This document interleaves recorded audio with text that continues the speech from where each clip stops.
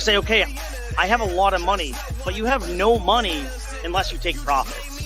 When the first ever spot ETF was created for gold 10x. And the only thing I really knew was Bitcoin at the time, so I just invested very heavily into that. Rode it all the way up. What's up? My name is Jeff. Even the creators have said it's going to be the predecessor of CBDC. What that taught me was that I need to be self-sufficient. A solid DCA investment strategy, and pretend the red sell button doesn't even exist. We about to go up like. Good evening, ladies, gentlemen, and D-gentlemen of all ages. Welcome to Book Club on the D-Gen Roundtable. This week, we're talking about how to win friends and influence people. This is episode number 7, and I do realize I definitely missed the opportunity to do 7 Habits of Highly Effective People now, but I'll say this much. If you have a good book recommendation that has 8 in the title, go ahead and drop it in the chat or in our Telegram, and we will consider it and put it at the top of the list for next week. With that said, I am happy to be here, and I am joined by a full house tonight. We got plenty of people, but first off, we got my co-host, Nate. How you doing, man? Oh, having fun. For whatever weird reason, it's 40 degrees out here in January in Minnesota, and I'm having a good old time, not freezing my ass off the whole day. I was going to say, you say 40 degrees, and in my brain, I immediately was like, oh, wow, that is cold. And then I was like, wait, nope, he's up north. That is very warm for you guys right now, I bet. Yeah. If we're not in like single digits, should be the normal, if not negative degrees. So yeah, I'm feeling pretty good right now. And the weird thing is all the snow melted. Like all the snow is officially melted as of yesterday, and I'm sitting here like that's uncharacteristic for sure. So with that said, welcome to the book club. Glad to have you co-hosting with me tonight. Do you have a favorite little excerpt or story from the book you wanted to mention real quick? Well, I just gotta say I've listened to this book literally like 3 times. And I will definitely say that this is definitely the best book to learn how to win friends and influence people for sure. Well, I'm glad to hear that the title does what it says. This has been on our short list of books to cover for a long minute. And also the Telegram chat was actually the ones who voted for this one to be featured this week. So if you want to vote on the book for next week, get in the Telegram chat. But also RG3, shout out to him. He mentioned this on last week's stream for the FN Hangout, where he mentioned that this is the book on how not to be an asshole, or the guide to it. And he called it required reading for humans. So that's what we got. We have a first timer on Book Club, but longtime favorite of the channel. We got Agent Jay joining us. Jay, how you doing, man? This is actually my second appearance in Book Club, brother. Is it? I was in the very first episode. Rich Dad Poor Dad. Yes, sir. I was in the very first. Shoot, my bad. Sorry about that. How can I forget? No worries. I forgive you. Everybody gets one. Only one. All right. Anyways, well, for you, since you're a good friend, Zenith, two. But perfect. That's where I draw the line. Okay. Hey, I'll take what I can get. We fight for every inch here. I am doing fantastic. Like I mentioned yesterday, the storm has finally passed over sunny Arizona, and I am currently working on a very big backlog of projects. But hey, I'm happy to be back to work. I just finished cooking dinner. I made some coconut beef curry, which will be fantastic. I'm looking forward to having that after we finish it up here. But yeah, man, I'm very excited to talk about this book. I think I'll reserve the favorite. So. The thing that stands out to me is actually in the very first chapter where he talks about the pilot Hoover. I will reserve my thoughts on that until we move on into the chapters, because although I think that a lot of the concepts in this particular book hold up pretty well, I think some of them need a ton of context in order for you to be effective at applying them. And what I think, or at least my reservations when it comes to this book, is I think a lot of people will take the concepts here and do it, and like it'll be too literal, and then that's when I have the issues with it. But we can dive into that. Plenty of time to talk about the this conversation. Yeah, for sure. All right, I'm going to pass it to hooligan number 1 over there. Will, what's going on, man? Well, aloha, amigos and amiguettes. I'm just chilling here at my brother's house, hanging out, having fun. Just delivered some couches and drove a long way in the stormy rain. And I got to figure out how to best set up this little ladder thing so it can be a good, effective tripod. But not a whole lot's going on. Just chilling, ready to do some cool books. Fair enough. Do you got a favorite story from the book? Yes, I do. As a matter of fact, let me pull out my handy dandy notebook here because I'm a super duper prepared Peter Panda who might not have a tripod. Hey, Will, but I do have you know what's really funny? You know that little notebook you have? That looks like a mini version of the actual book. Oh, this? That's the colorway. Yeah, it's like of the actual book. Oh, no kidding. Ha! Close That's enough. Cool. I love it. All right. The only way to get people to do what you want to do is to like convince them that they also want it. That was my favorite quote from this book. So that was my favorite little part thing. Excellent. That was neat. Well, it's a good part. Let's throw it over to your host for the evening tonight. We'll call him Sam. What's going on, man? Hey guys, not much, just chilling. I got some hooligan in the house with me. We'll have to talk about future books and stuff later on, but man, I'm just hanging out. It's good to have my brother visiting, but I'm looking forward to talking about this book. The thing that stuck with me, like very similar to what my brother just said, was the premise of the words I believe they used was you don't bait the hook. You bait the hook to catch the fish, right? Yeah. You don't bait the hook with cheesecake. like cheesecake, right? Yes, exactly. So yeah, that really stuck with me. And you know, it's as someone who like has to deal with sales and some other things like in that nature, marketing yourself, it's very important to always be thinking about what the other person wants.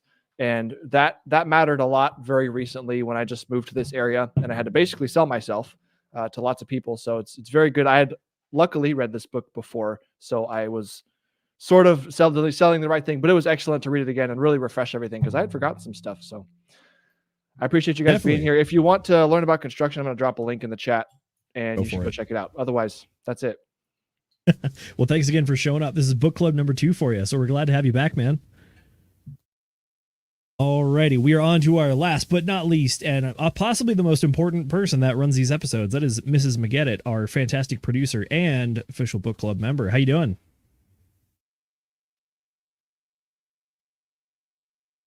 See, you came off mute, but I'm not hearing you just yet.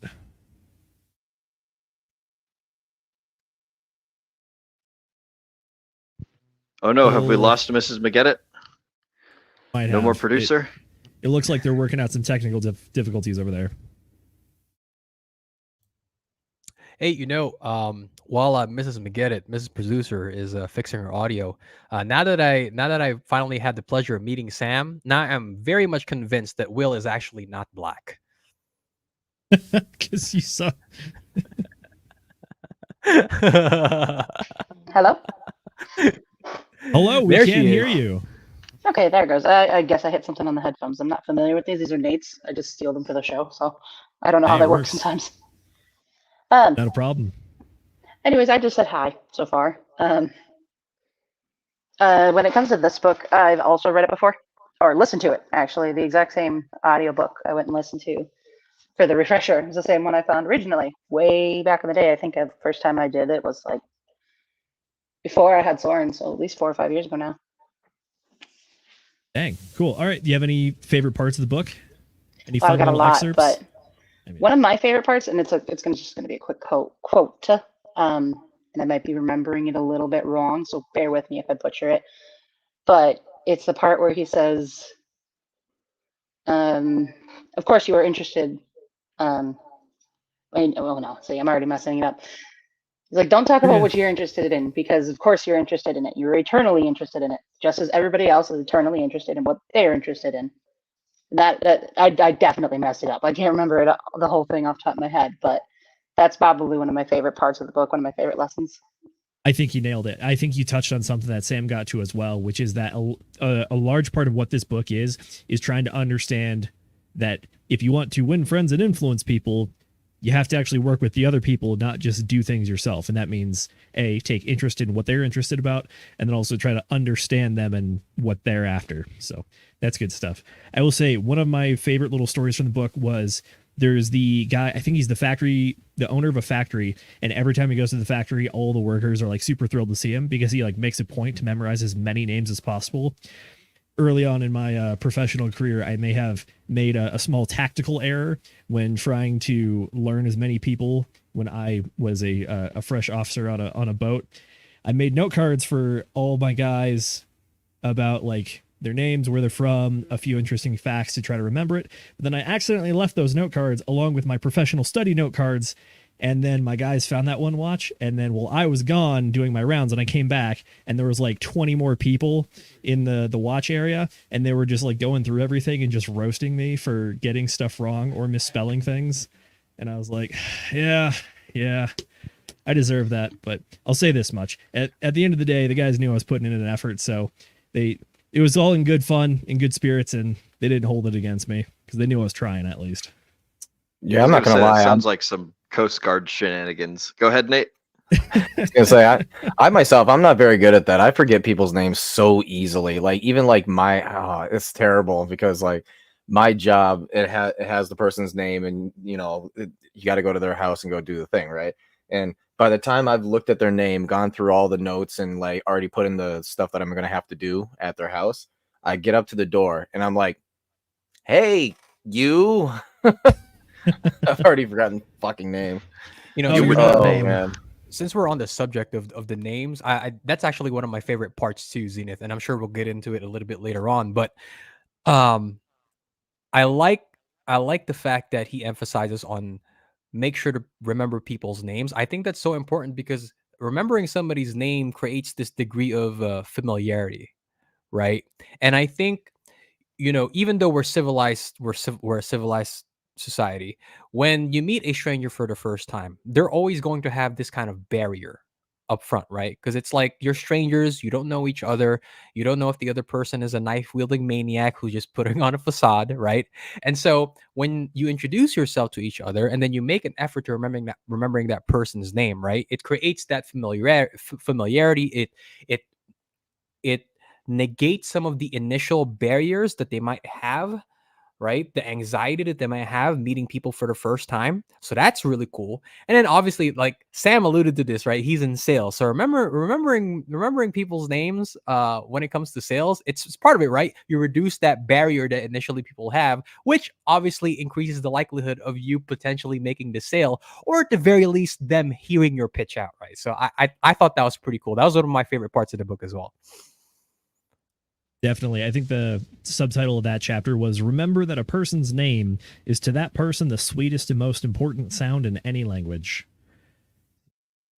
Alrighty, with that said, we have gone through the horn. We're ready to get after it. I'm going to do a quick about the book and then quick rundown of the main points. And after that, we're going to open it up for some questions and discussions with the gang. But before we even get going on that, I do just want to say hey to a few people in the chats. We got Quinn. We got Willie B. Long, always joining us, the vet of the group. And Benny Blanco from the box. Benny Blanco from the Bronx. Not supposed to be a tongue twister, but apparently for me it is. So thank you everyone for joining us tonight. We are excited to get to it. With that said, this is How to Win Friends and Influence People, your main summary. So start off. The book is broken down into 4 main areas. The first one is called Techniques in Handling People. The second one is 6 ways to make people like you. The third is win people to your way of thinking. And the last one is be a leader, how to change people without giving offense or arousing resentment. Effectively, each of these main topics has sub-chapters inside of them, and they're roughly about a quarter of the book each, which is interesting because the first section only has 3 points in it, but it does take up about a quarter of the book. Those main points are: don't criticize, condemn, or complain, give honest, sincere appreciation, and arouse in the other person an eager want. What I would argue is kind of the summary of a lot of the stuff inside of this is that understand that people at a core, as much as we try not to be because we're all trying to work on it, people are a little bit egotistical and emotional. So if you can give ways to play into people's emotions and egos a bit, you're going to do a lot of service to yourself by helping your relationship foster and grow a lot faster than it probably would be otherwise. Some of the stuff we've already mentioned, like just learning someone's name, helps create that familiarity with it. And then also on the other side, once you understand who other people are on the other side of the table, you can understand what drives them, what interests them. And honestly, taking genuine interest in that person shows that you're sincere, not just with your actions, but also your intent, so that they can also reciprocate that trust back to you. So that is my top level synopsis of the book. I guess did anyone get any additional lessons out of the book, or did I? Well, I can cover tell it you there? right now that something that has absolutely helped me throughout my life has been that genuine sincerity. The second Yep. you walk up to somebody and you start like just talking to them, and they start talking back at you, and you're just kind of like, so how do you like that? What do you think about that? Right. And you legitimately try and like learn more about them. I have just seen a complete 180 on how people interact with me and how I interact with people, actually. Absolutely. I mean, to tie this into a little bit of another book we covered, which was The Speed of Trust, part of how you trust people is understanding their intentions. And if you trust someone's intentions, it's going to go a long ways.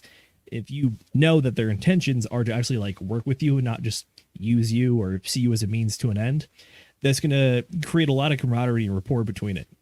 So here, I'll give a better official question to my panel. Which part of the book was the most important to you? Like, what was the major takeaway that you got from this one?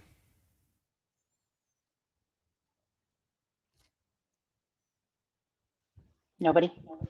You need to make it a multiple choice, so it's so much easier for us to answer. Because like I'm blanking like I'm at school, and the teacher's like, "So tell me about the assignment," and I'm like, "Oh fuck, I loved it, but I don't remember anything."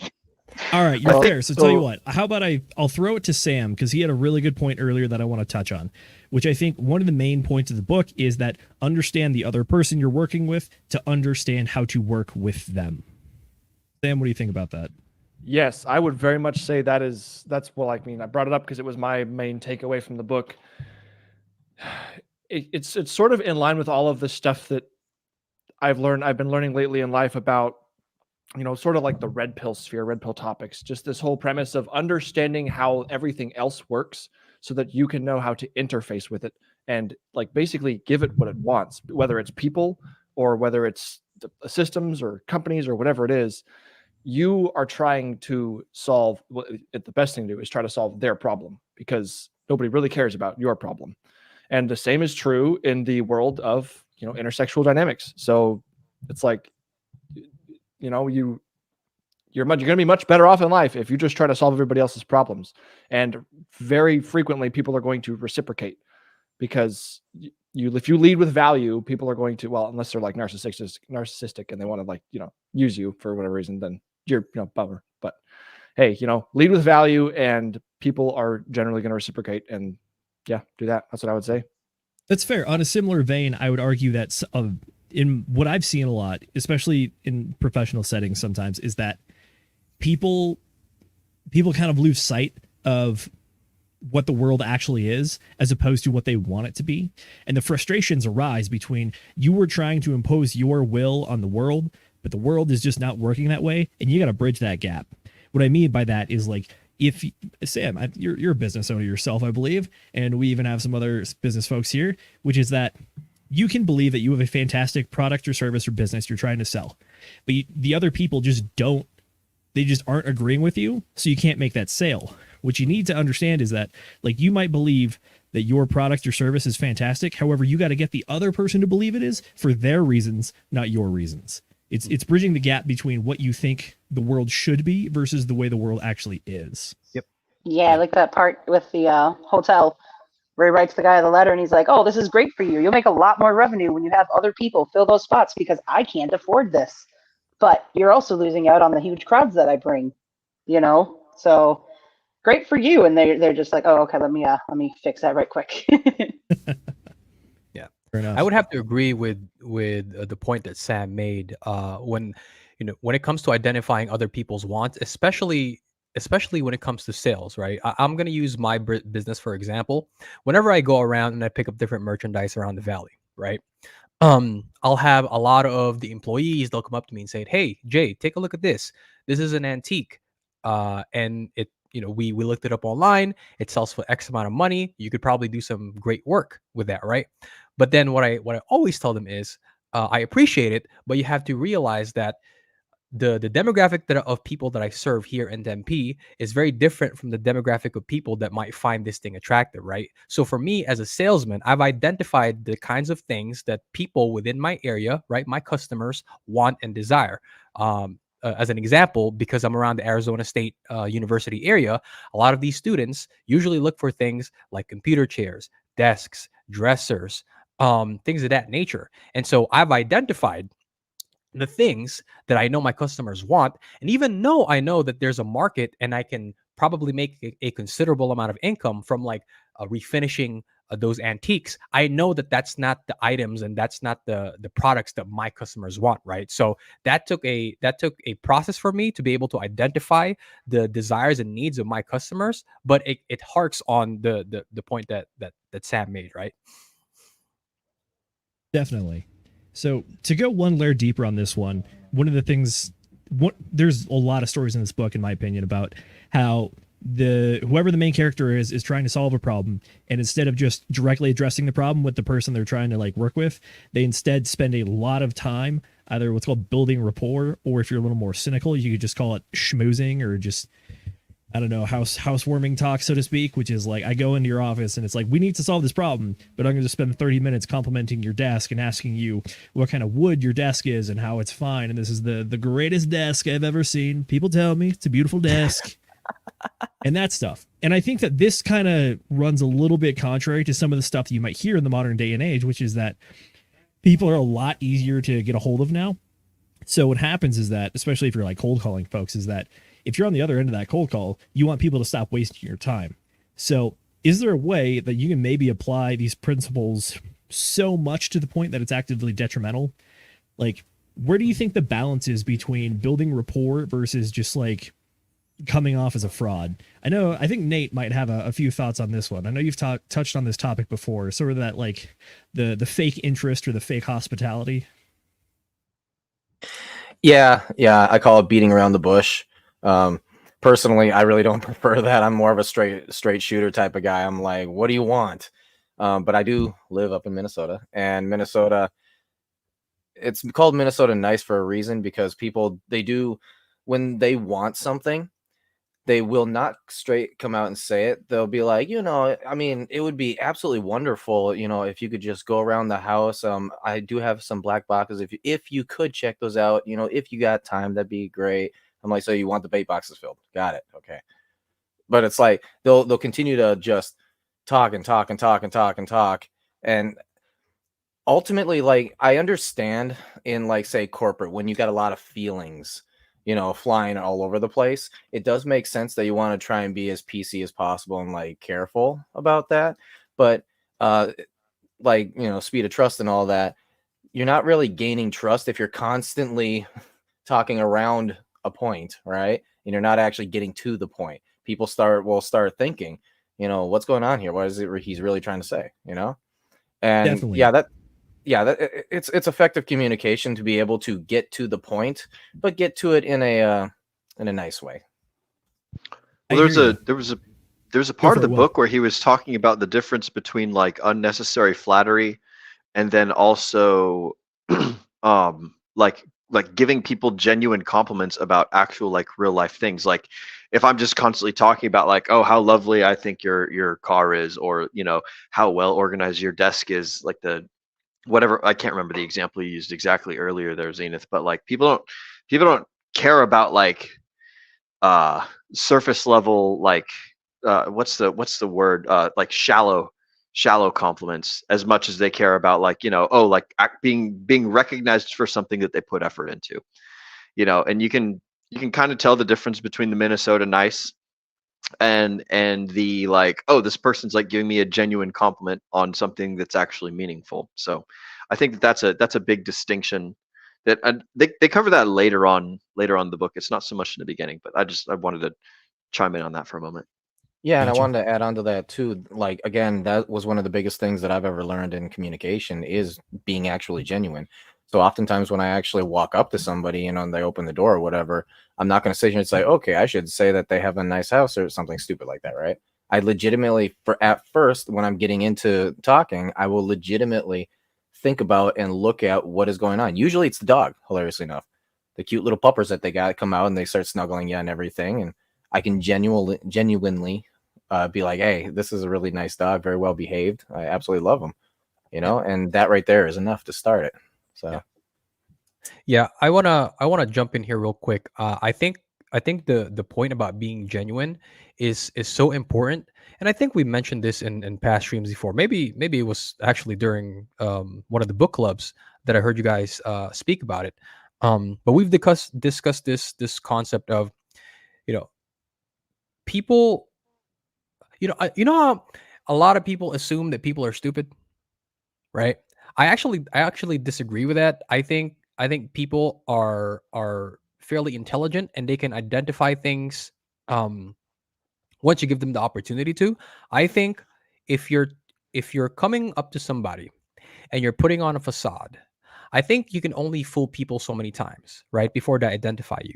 I think that's the reason why sociopaths, right? They have to move from place to place to place to place so quickly, right? They can't really stay in one place for too long because people figure them out quickly. People figure them out eventually if all you are is smoke and mirrors, and the only thing that you're trying to do is take advantage of people, right? And so I think people have just a natural knack for sniffing out bullshit. And so eventually, if all you are, like Will said, is surface level compliments, people are going to catch on to you really quickly, right? So I think that's a very important point that Nate made there. That yes, being genuine makes people a lot more receptive to you, because if you're just a lot of hot air and a lot of smoke and mirrors, people are going to figure out really quick, and they're not going to take you seriously. For sure. Mrs. McGinnis, do you have any thoughts on where the line is drawn between sincerity versus just blowing smoke up people's butts? Yeah, and what Jay just said there is completely right. I don't remember where, but I've read that before, that people have a knack for figuring out if you're not being genuine, and they tend to pull away from that very quickly.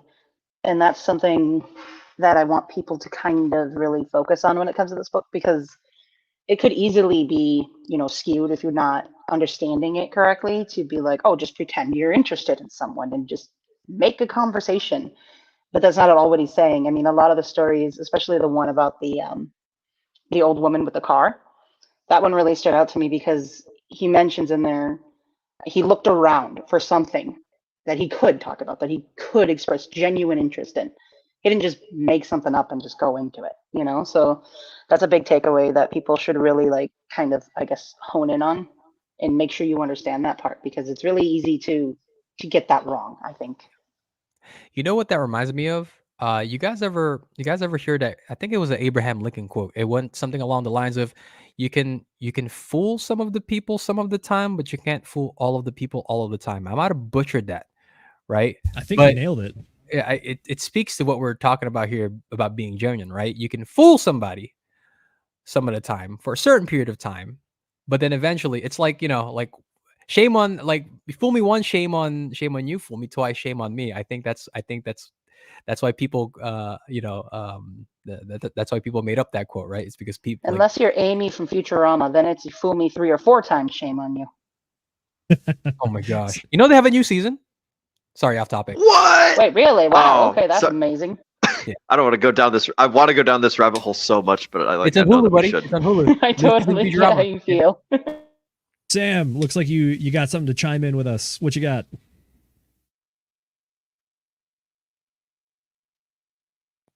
His headset might said, looks like Jay. Sam, I thought you said damn. Oh no, Sam. Yeah. So I was like, I wonder who he's talking to. Yeah, so I thought it was really funny that somebody said you wouldn't want to say something stupid like walk into someone's house and compliment their house. I particularly find houses very, very interesting because of the nature of my work.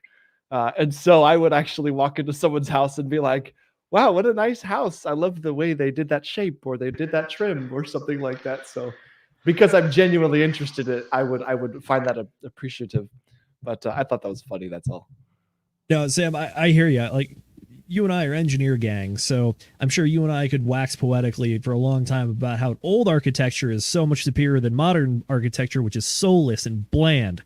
However, at the same time, Oh, I don't think you're that too, honestly.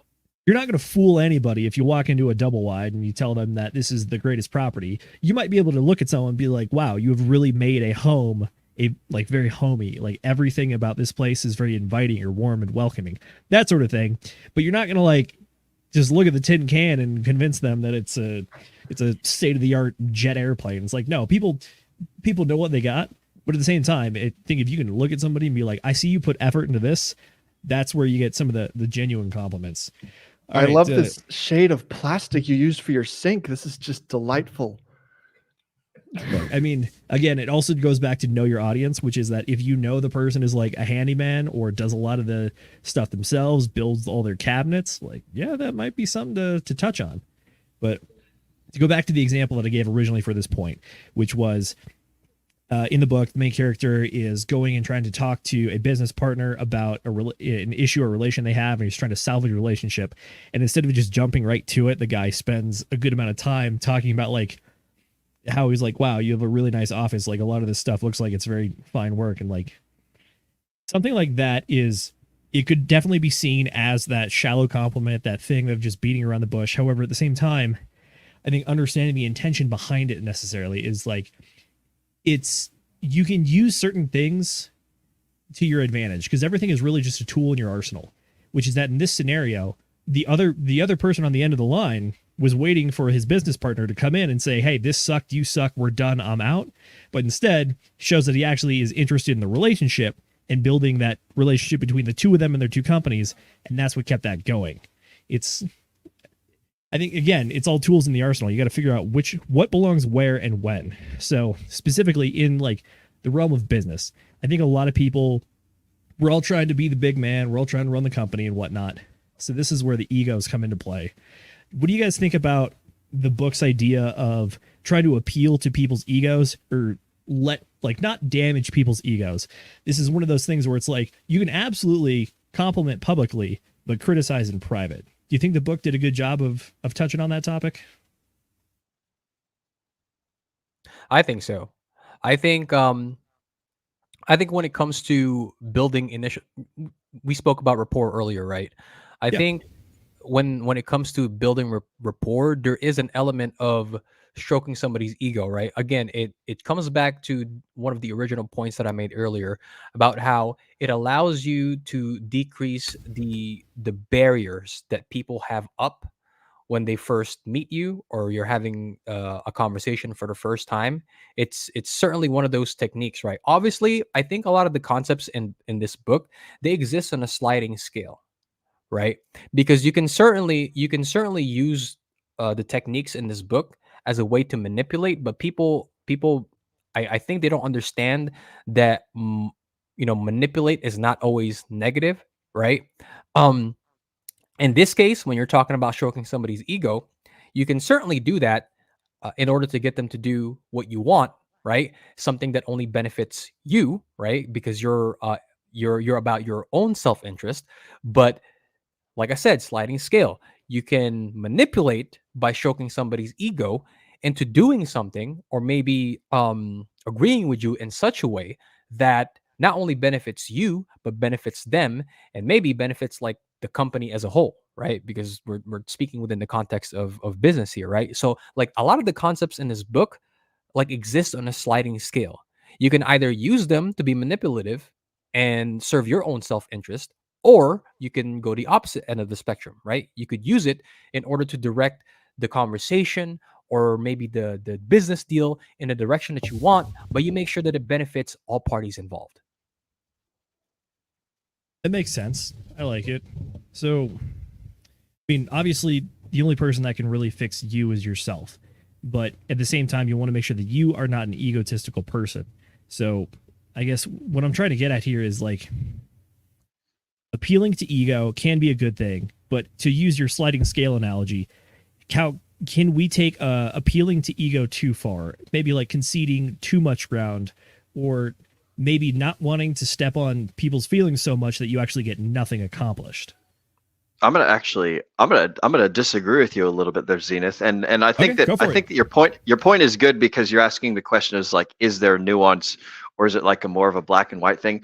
I think that it's fantastic to be egotistical because like you're the only one who's gonna be with yourself throughout your entire life, you know. So you might as well learn to love yourself the most more than anyone else, unless of course you're like a mother who's raising children or whatever, and there's some sort of like genetic advantage to it or something. But I think that people should like genuinely like be all about themselves and be all like not to the detriment of like putting other people down, but you should like folks should definitely like themselves and everything about themselves as much as possible, because like you're going to be stuck with yourself your entire life. So I don't know, that's my personal philosophy on the thing. It's very Randian, like objectivist, like Ayn Rand, Atlas Shrugged lady.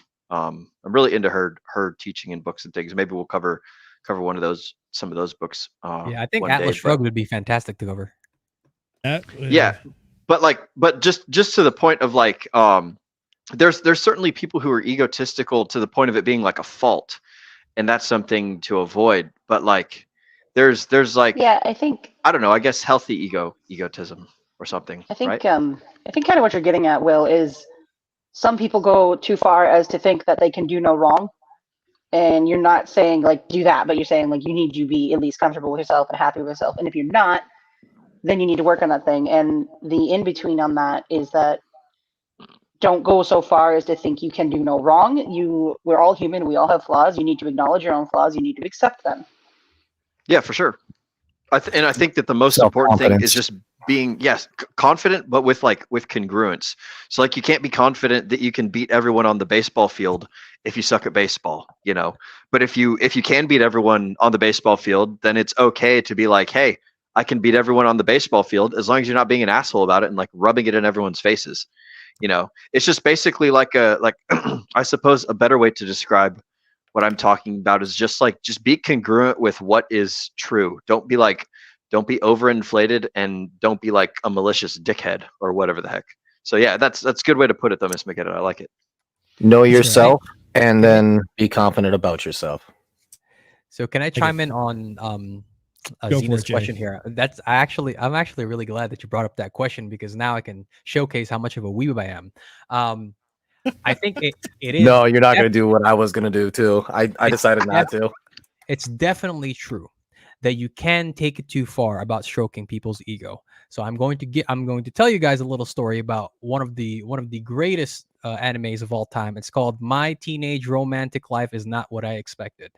And in this show, right, the main character was placed in charge of helping move forward a culture festival that the school is having, right?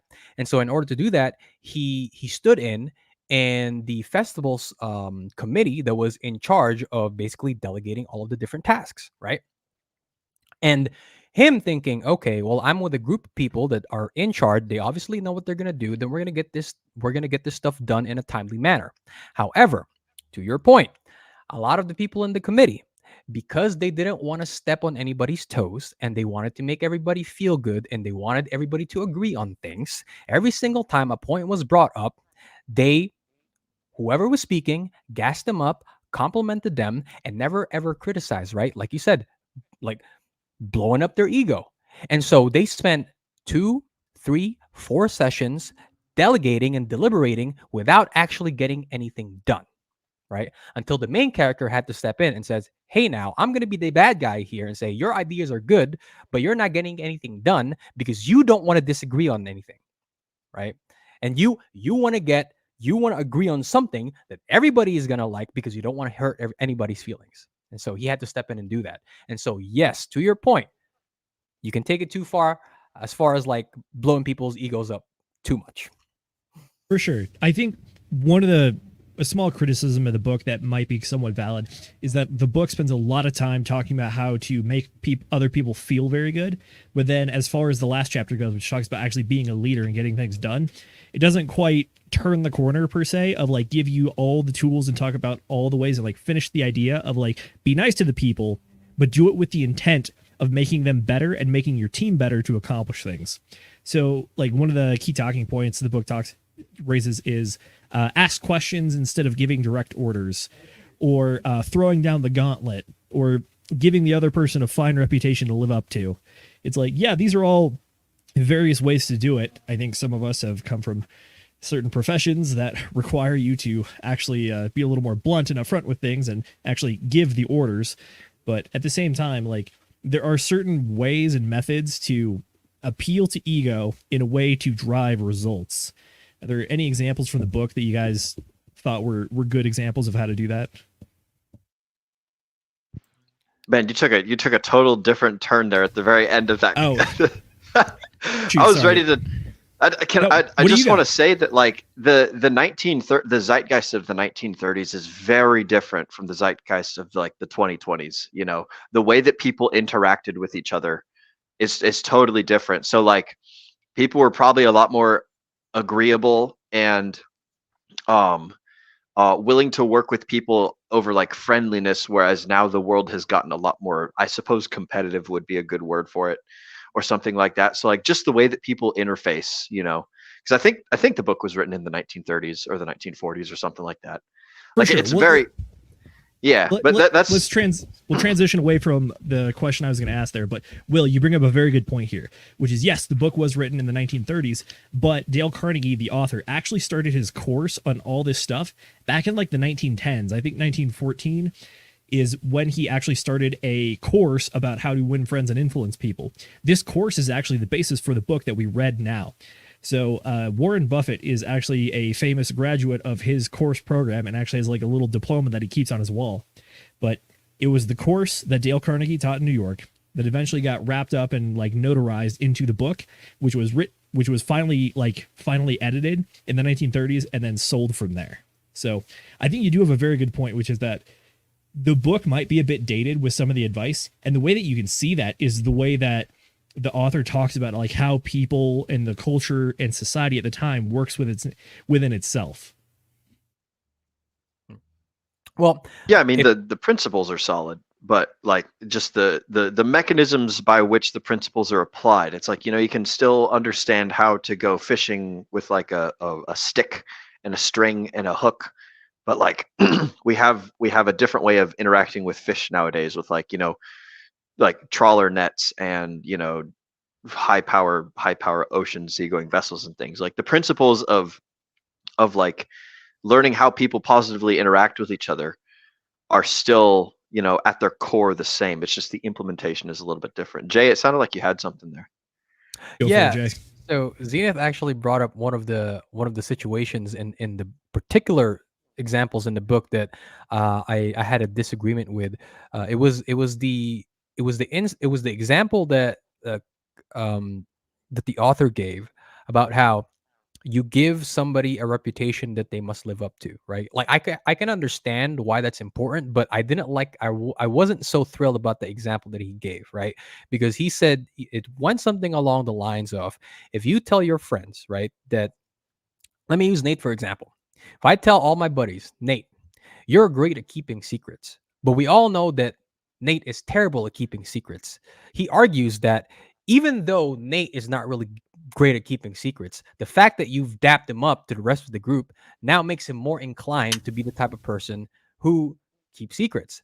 I actually disagree with that somewhat, because what you've done effectively is you have just given the person a false compliment, right? You have now imposed a lie on them, right? And then you risk that person who you just lied about living that lie, right? And so now they are essentially living a lie, right? And so that's kind of one of, at least in that context, right? It's one of those things that really, like, I wouldn't say like I took offense to, but really made me like, it made me do a double take, thinking like, okay, that's I wouldn't really advise people to act that way in that situation, right? You might tell your friend group instead something actually true about the person. Like, hey, Nate is fantastic at creating money printers, right? And then because he's actually fantastic at creating money printers, it wouldn't be a lie and it wouldn't be difficult for him to live up to those expectations because he's actually somebody who lives that out, right? Who lives that truth.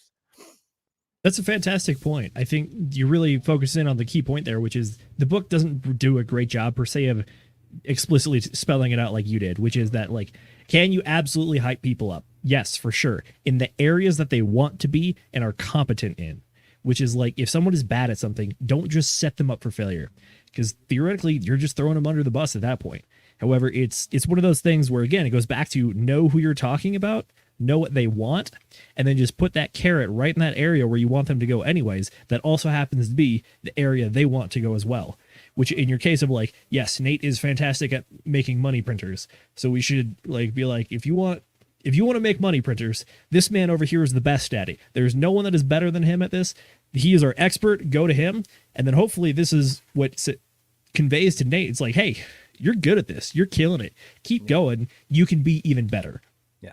And another thing, since we're on this, like, specific topic, is that your reputation and Nate's reputation is on the line, right? And then because you have told that group of people, now their reputations are also somewhat on the line, right? Because if they suggested to somebody, hey, you can confide in Nate, right? Because he's somebody who's great at keeping secrets, and I trust Jay, and he also told me that Nate is good at keeping secrets, right? So you can be confident in that. But Nate is actually not. And then he spills the beans to everybody he knows, right?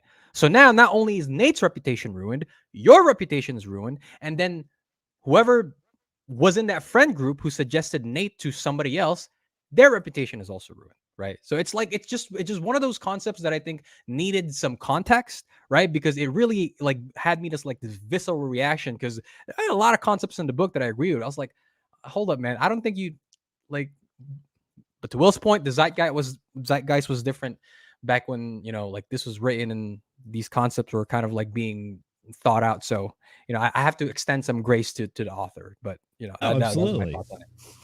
I mean, Well, you can't put every detail in the book. Sorry, go for it, Nate. Mostly my thought is you could do the exact opposite though, right?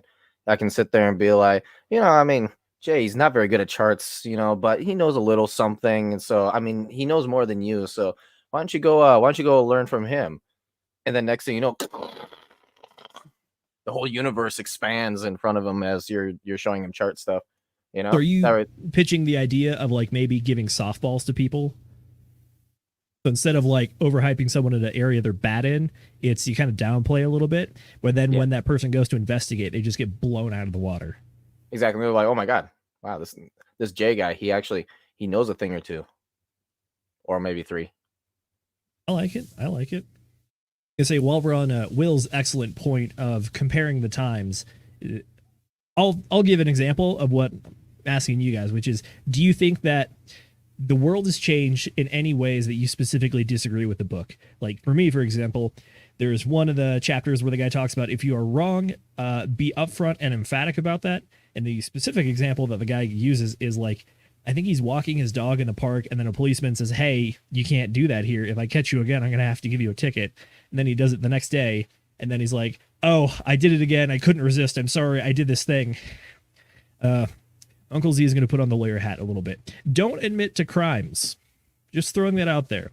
Especially in today's day and age, where I think that because we have the internet and everything on the internet is forever, A, don't admit to crimes, and B, if you're not actually working with people that have genuine interest in you or actually care about you, apologizing to the mob does nothing. So if you are going to apologize, understand who you're apologizing to, and A, don't commit crimes, but B, if you do commit crimes, don't admit to doing crimes. Pretty simple advice, right? Yep, I like that. I like that advice. You brought up another example that had elicited a visceral reaction from me. So the thing about the dog walking, right? When the cop went up to the couple and says, "Can you please have your dog, like, on a muzzle?" And I actually get the point of that story, right? It's like, look, when you know that you're wrong about something, admit that you're wrong. But that story, like, I just had to laugh, because if I was that cop, right, And I went out of my way the first time to tell this nice couple, hey, the rules are your dogs need to be on the muzzle. It's just a safety hazard issue, right? I'm gonna give you a warning, like you did the first time. I'm not gonna write you a ticket. If I came up to the same damn couple again, right, and saw that dog was on the muzzle, that was not on the muzzle, right, I would have certainly given them the ticket, despite the fact that they admitted to me that, sorry, officer, you caught me red-handed. I was wrong. And the reason for that is because you basically threw away my goodwill. I could have given you a ticket the first time and I extended you some grace. And then you did it again, which means that you didn't really care too much about what I told you the first time, did you? So like, you're not wrong.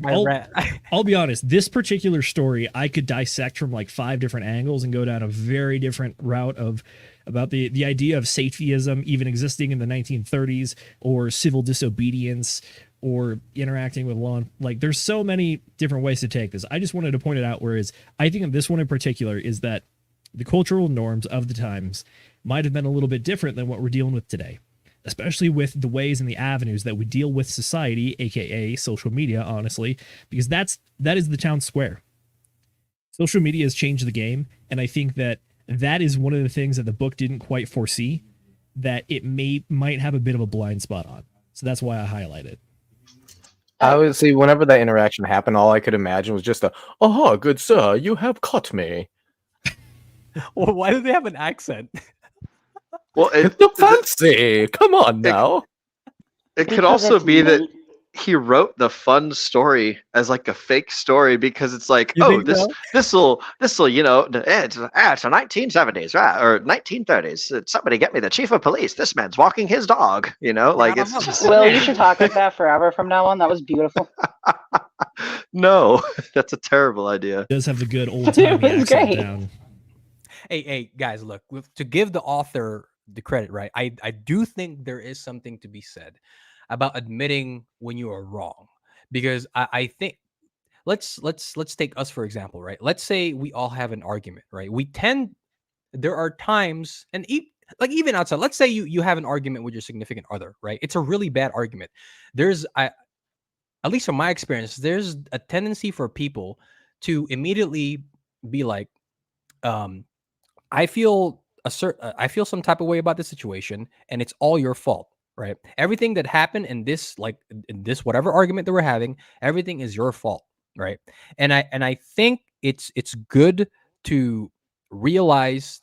I think it's good to take the advice that the author gave about like admitting to your mistakes immediately, because that's something that I don't think people tend to do too often, right? Especially when it comes to the context of like the argument, right? I think if you took a step back and you went through maybe the day, right, like whatever span of time you had the argument, and you went through that with a fine-tooth comb, it wouldn't be too difficult for you to identify a part in that situation that probably was your fault, right? And probably multiple things that was your fault, right? And I think, once again, to give the author his credit, right? When you admit that to the person that you're having an argument with, maybe now they wouldn't be so defensive about potentially admitting the part where they also probably did some wrong, right? Even if you only were wrong 20% and the other person was the 80%, right? It allows you to it allows you to kind of like dispel this resistance from the other person that they have about like, okay, it's whatever happened, it's 100% your fault, right? So I think not being quick to admit that you're wrong, but being receptive and being willing to identify your contribution to the problem and admit to the parts where you were wrong, I think there's certainly value in that. Can I jump in quick? Absolutely. I actually really disagree with that not being something you should do. The example in the book is he's caught red-handed.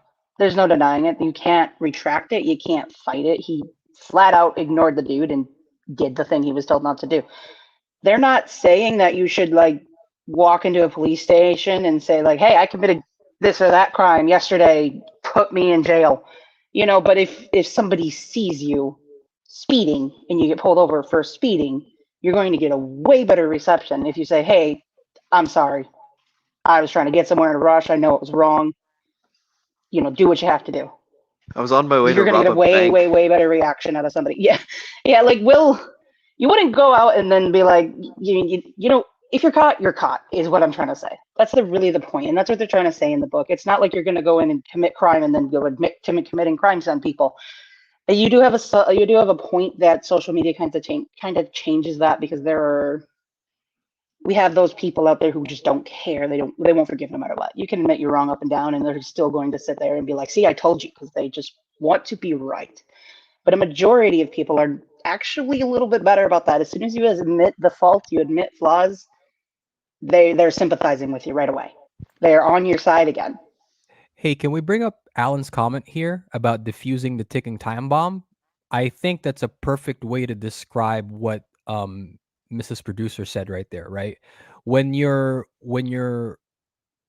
admitting your faults, right? Or at least your part in the issue, then that is a great way to diffuse the heightened emotion that the other person might also be experiencing, right? And so they might be receptive to something that's a little bit more civil in terms of the conversation, right? Instead of being defensive, because that's the assumption, right? You're trying to prove a point that I'm wrong, and I'm trying to prove a point that you're wrong, right? So I think that's a great observation by Alan there. It's diffuses the situation. Definitely. Yeah, and I think one of Jay, sorry, go for it.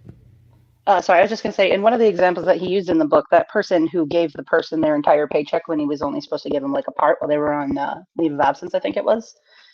He goes in to his boss and he's like, you know, it was my fault. I'm, you know, they're asking for me to take little chunks out of every paycheck rather than taking it all out of the next one because they can't afford that. And the boss immediately went off and started blaming somebody else. And the guy's like, okay, well, I reiterated, no, it was my fault. But the boss again tried to blame somebody else. And they went through it like 3 times until finally the boss comes back around to like, okay, you're right. It was your fault. Now go fix it. Like that, it gives people a completely different avenue to go through. Because if you come in combative, you're going to get combative most of the time. Like combative versus combative, you're just going to butt heads. So that's what he's trying to point out. Don't go in combative, especially if you know you did something wrong. Fair enough. I would think like Jay to might have add a little go for it. Yeah. little context to this one and frame it in a little bit different perspective. So we're thinking about being someone that's causing the trouble, but imagine yourself being a parent, right? And your son knows that he's not supposed to grab the catnip container and shake catnip out all over the living room, right? And so you're off in your room, and your son is meanwhile going through spreading catnip around the living room because it's something he likes doing, even though he knows he's not supposed to do it. And you come back around the corner and you see him and he sees you. If he were to look at you and continue dumping the catnip, you're going to have one kind of reaction. And if he were to see you run back over to the drawer where the catnip came from and throw it in there and slam the door shut because he knows he's not supposed to be doing the catnip, you know, you're going to have a much different reaction. One is like, oh, he knew he wasn't supposed to. And like, this is a matter of like learning respect and things. And the other one is like, oh, he's clearly just disrespecting me. Right. So I just wanted to sprinkle that context in there for different perspective. No, that's good stuff. I'll say oddly specific example. Is this a personal experience thing, or it may or may not be? It's just a really clear image in my head. That's kind of like the difference between like, huh? Don't snitch on Will too much here, Sam.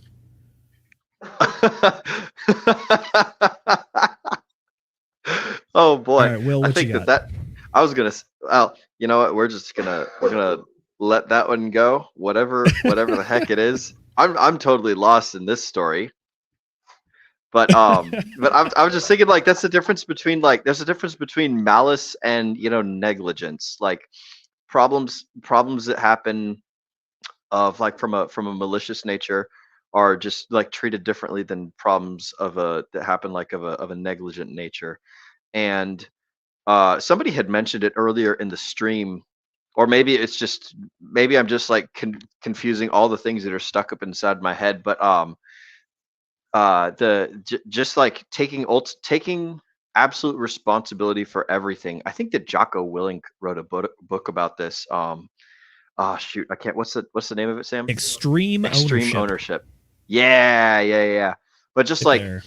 like the fact that Homeboy, like he played a small part in the reason why the problem went, like the problem with the dude's pay went awry, and he took full ownership of it, and therefore was like he's the empowered one, like that ends up like getting to fix it because he took like the responsibility for it. Like it doesn't matter what all things in life like happen up until the point where like a problem happens. The fact of the matter is that if like a problem happens in your life, you're the one that has to deal with it, or you sacrifice your authority to deal with problems over to other people. So when you take extreme ownership and like extreme responsibility, and now we're mixing books up here, like when you take that extreme ownership and that extreme like authority, responsibility, and authority, and combine it all together, it gives you more ability to like make decisions and change things in life. And so by Homeboy taking like responsibility of this thing that may or may not have been partially his fault, or like who really cares where the fault lies, the fact of the matter is there's this problem and there's this guy who's like, hey, I'm the one that can provide solutions. So, you know, yada yada yada, let's move forward with this and all that. So well, there's another side of that though too, which is allow yourself the ability to let go of things you can't control, but yet have the courage to be able to do the things that are within your control. Oh yeah, absolutely. For sure. I think Jay probably had the best comment of the entire stream in the first 20 minutes, which is that everything really is on a sliding scale. It's understanding where the principles apply and when they go too far and actually like pervert or violate themselves, and where it remains true. I will say this. I'm not trying to tell people that you should never admit fault, but I'm saying know when to admit fault, because the point I was trying to make is know your audience. Is, again, even what Alan was pointing to, he's talking about how he's working with people with the comment that he mentioned earlier. Not the one he started, but the one that we also brought up earlier, which is that when working with clients, if he knows that he messed up, like if you just come out and say it, like, yeah, hey boss, I dropped the ball on this one, it diffuses that situation for sure. However, at the same time, also understand that there's a right and wrong place to do that. Again, sliding scale, just figure out what it is. Speaking of which, I do want to, sorry, somebody have something. Well, no, so I just wanted to bring it up, right? Because we're on the topic of the sliding scale. I mentioned earlier in the stream about one of my favorite, or one of the things that stood out to me the most in the book was a story in the very first chapter about Hoover, the pilot, right? For those of you who are not familiar with the story, he basically flew this airplane. He had a whole bunch of passengers in there, but then the engine caught on fire. Right. And then he was able to land the plane safely. And when they went to go perform a diagnostic on this plane, he realized that the plane had jet fuel in it instead of like the appropriate fuel that I guess that was supposed to go inside that particular plane. Right. And what he did was he went up to the engineer that was responsible for fueling up the plane. And instead of criticizing him, said, I know that you probably feel very guilty. You probably feel like crap about what you did, but I'm going to trust you to fuel up my next plane still, because I know you're not going to make the same mistake, right? I think given that context, that was certainly the right way to go. But I think the book's insistence on not criticizing, I think that's actually, I said earlier, right? People are going to take that very like, geez, what's the word I'm looking for? Literal? Very. He's not going to take it lightly. No. Wow, I am blanking out on the word that I should know. Literally? Yes, there we go. People are going to take that advice extremely literally, and they're like, okay, I should never criticize. However, once again, context is important, right? Brendan, during our Whiskey Wednesday stream, spoke about how when him and Will met for the very first time, right? When Will and Josh made their way down to Miami for the Cardano conference, Brendan told a story about how he had a very difficult conversation with Will about the things that he thought Will wasn't doing, or maybe he could do better, et cetera, right? And within that context, I think, and plenty of other instances, I think criticism is certainly warranted, right? I think you shouldn't criticize just by virtue of criticizing to put somebody down, but criticism is certainly important when you want that person to improve, right? And in that context, when we're speaking about the relationship, like the brotherhood between Brendan and Will, that actually improved their relationship because Brendan was very honest with his criticisms because he's genuinely, once again, being genuine, right?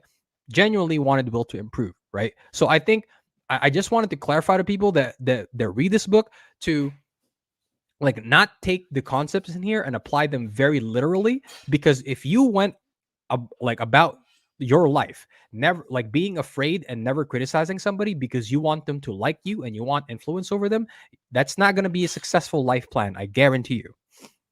Jay, I think Okay, you I got wanna- a fantastic point on this one. Go for it, Mrs. McGettit. What you got? I want to say, I want to add to that a little bit because the specific wording is do not criticize, condemn, or critique.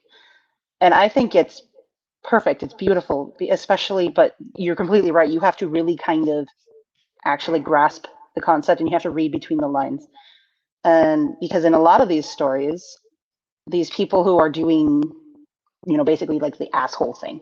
I'll go back to the renting out the space example where the guy tripled the rent to for him to do his speeches there, or his classes. I think it was classes. I'm not positive, but when he wrote that letter, he didn't use any terms that were critical or that were critiquing, but he did very much criticize and critique the person. He said, "I'm so happy for you that you're raising the rent.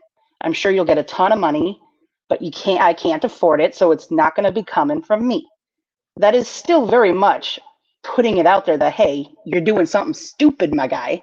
But he's not saying that up front. He's wording it in a sense where the person actually gets to read it and then be like, oh, you make some very good points. If you're not going to be here, now I have to fill that space. If you're not going to be attracting those crowds, I'm technically getting less publicity. So that's what he means. He's not saying don't ever criticize anybody. He's saying do it in a way where they don't realize that that's what's happening. Do it in a way that makes them realize what they're doing and makes them actually think about their actions. For sure. I was going to say something that goes along with what both of you guys are saying, which is that I think this book is a book that requires some application of some gray matter. What I mean by that is if you, like Jay said, if you read the book literally, you're probably going to read it and be like, oh, these are nice concepts, and then come away very disappointed. It's going to take you're going to get in trouble. Yeah, you will get in trouble. You need to understand the points, understand the message, and then figure out how to apply it to yourself. Again, the man from 1936 is not going to solve all your problems. You gotta figure it out. I would agree. You can't have a party with lots of fun friends come by doing, hookers and blow, and have the cops show up for the third time and say, "Hey guys, really sorry, but hey, you've got us. You want to come in?" That's the part just where offer Uncle them Z's some. Let them join. advice comes into play, which is say nothing, get a lawyer. I've been I can't see the comments, so it's been brought to my attention that Jay was speaking about living rent free underneath the 405, or excuse me, Farmer Brown, or well, Jay Brown. Yeah, Farmer Jay.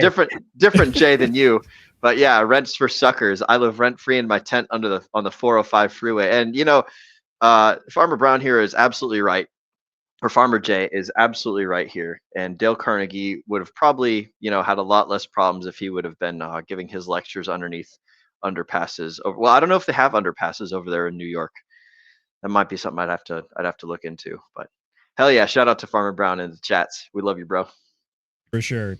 Definitely a shout out to everybody in the comments. We see all you guys. We got Kai, Benny Blanco, Yellowtail, Brown 310, otherwise known as Farmer Jay. Agent Jay's cousin, apparently. But yeah, glad to see you guys showing up. And we even had the elusive Moonpilled Rational Optics show up and give us a whiskey glass cheers and saluted Funkmaster Hex there as well. Oh, hell yeah. Oh, geez. I like it. Shout out to the chats. Farmer Jay says he loves us too. Us very specific people. Very nice. I'm sorry, I kind of threw us off our little topic of conversation. No, you're there. good. Where were we? I honestly think we hit that one on the head pretty good, which is that, again, the sliding scale. If you take the book literally, you're going to be disappointed. Understand the principles and understand how to apply it to your life.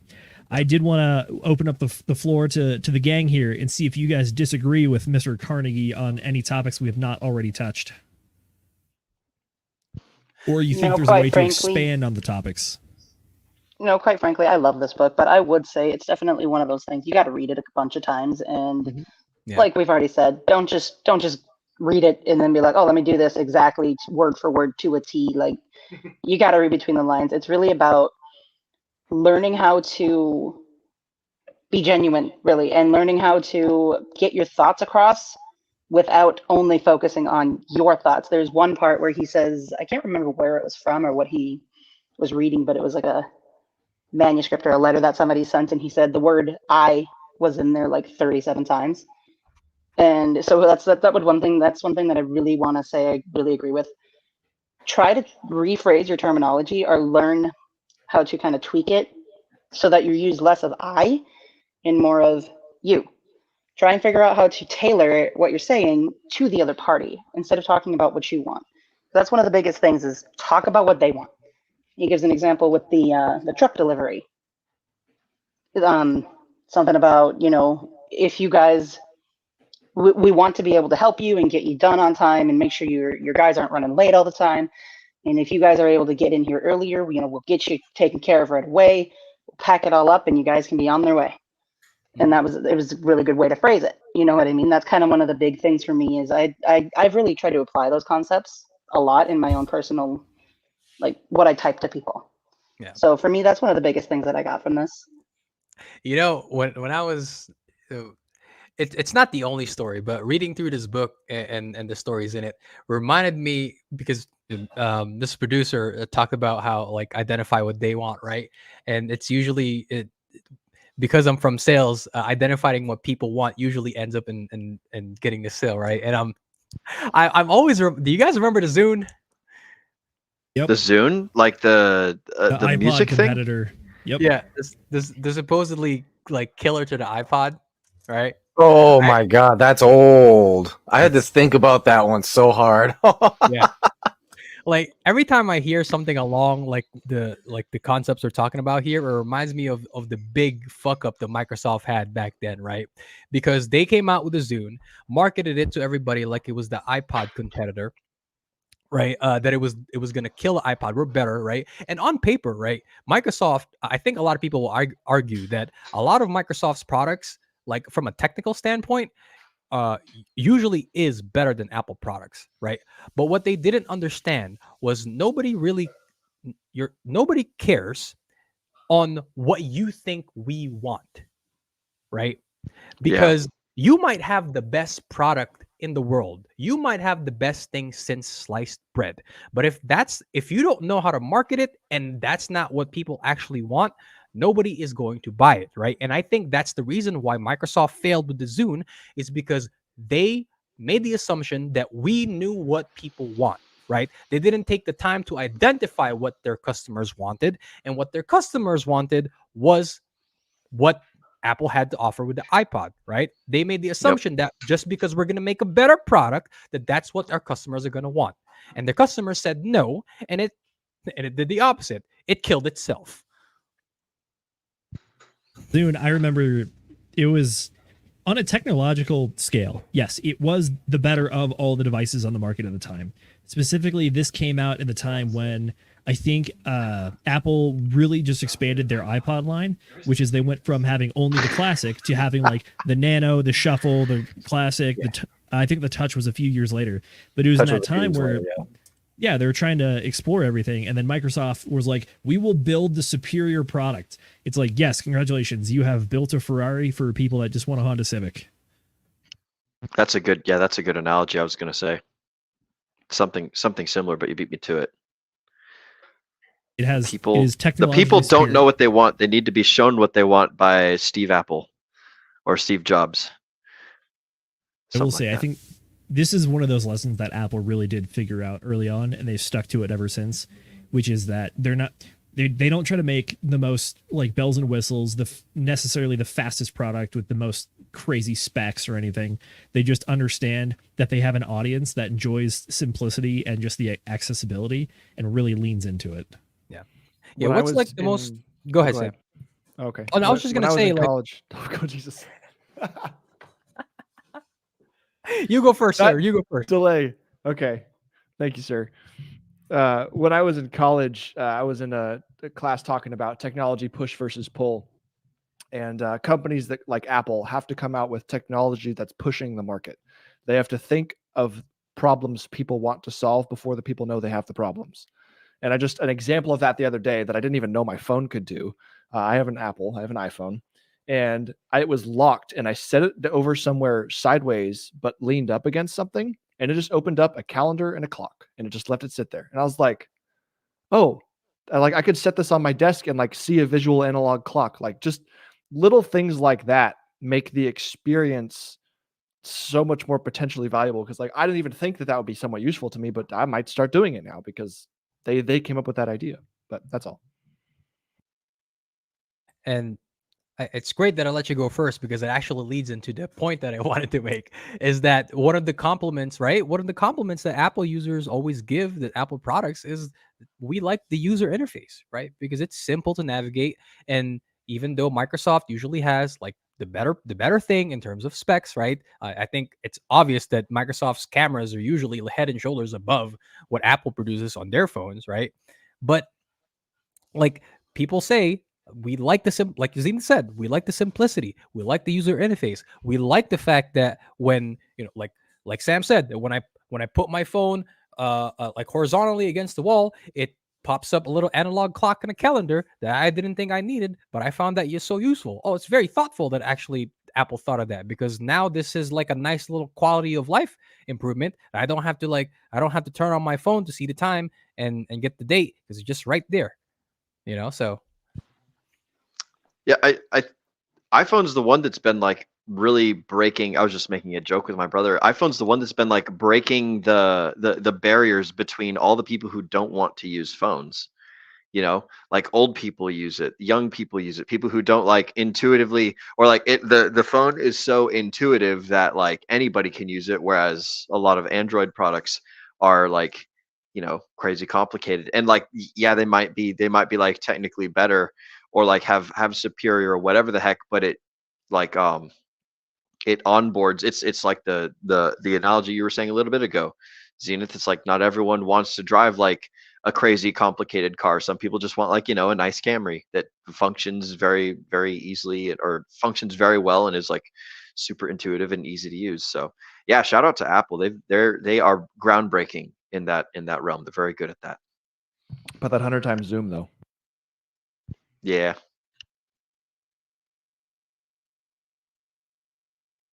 So Testing. Yeah, I'm back. Okay, I've been unable to talk for a little bit. I just wanted to say really quick, I'm the complete opposite. Like I've never used Apple, and then I bought this iPad for an art tablet because they have Procreate, and I have no idea how to use this thing. I've had it for like almost a year, almost a year and a half now, I think. And I'm hell still just yeah. like, what am I doing? Somebody please help. And then I ask people for help and they get mad at me, so I'm just like stuck. Yep. That's funny. But to kind of circle it back to the book, and what Zenith, the question that he posed earlier, right? We've kind of spent like a little bit of the last half hour, at least me, like criticizing some of the things that I think needed a lot more context in the book, right?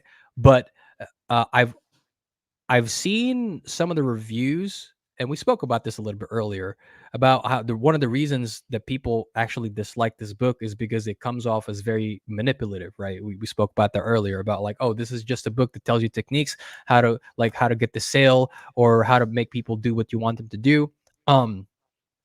Like I mentioned earlier, it's a sliding scale, right? Manipulative or manipulate usually has a negative context to it, but like the examples that I gave earlier, you can manipulate in such a way that only benefits you, right? Which would be not so good. And then you can manipulate in a way that benefits all parties involved, right? And so when you're coming across this book, and you might be in the position like those folks that left the negative review, like, oh, this is a book that's just teaching me how to manipulate, kind of like how the reception to Robert Greene's works are, right? Like the 48 Laws of Power. Like people really don't like that book. Just realize that everything, all the concepts in this book that the author presents to you exists on a sliding scale. You could use it for good, you could use it for bad. you could use a knife to cook a wonderful meal for your family, or you could use it to be the next star in, like the Halloween movies or something like that. So yeah, I didn't know if we wanted to per se go down this route, but I think one of the ways that you could theoretically apply this book too far or too hard is that what's going to happen is you're going to start believing that you are the smartest person in the room all the time and that you are going to be running laps around everybody, when in reality, you need to understand that chances are, even if you are smart, you're probably no more than 1 or 2 standard deviations away from everybody else, which is not that far. And people, even if they're not that smart, have good instincts and understand that they know, like, Farmer Jay was just saying, Brown, he said, I think it helps ID when people are trying to manipulate you, which is that you don't have to be an expert to know when someone is being disingenuous, trying to manipulate you or trying to play you.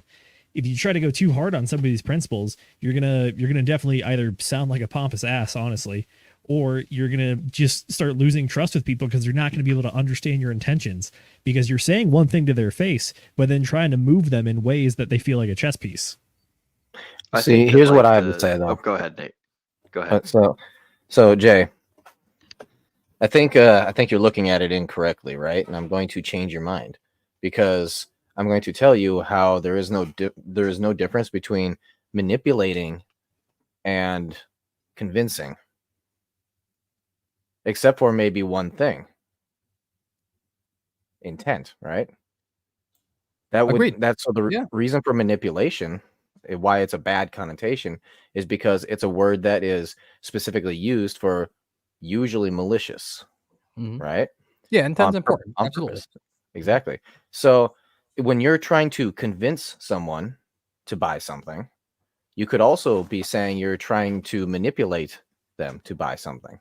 It's the same exact thing, but the connotation is simply, hey, that one word of malicious, to harm or not benefit. I guess that's a good one too.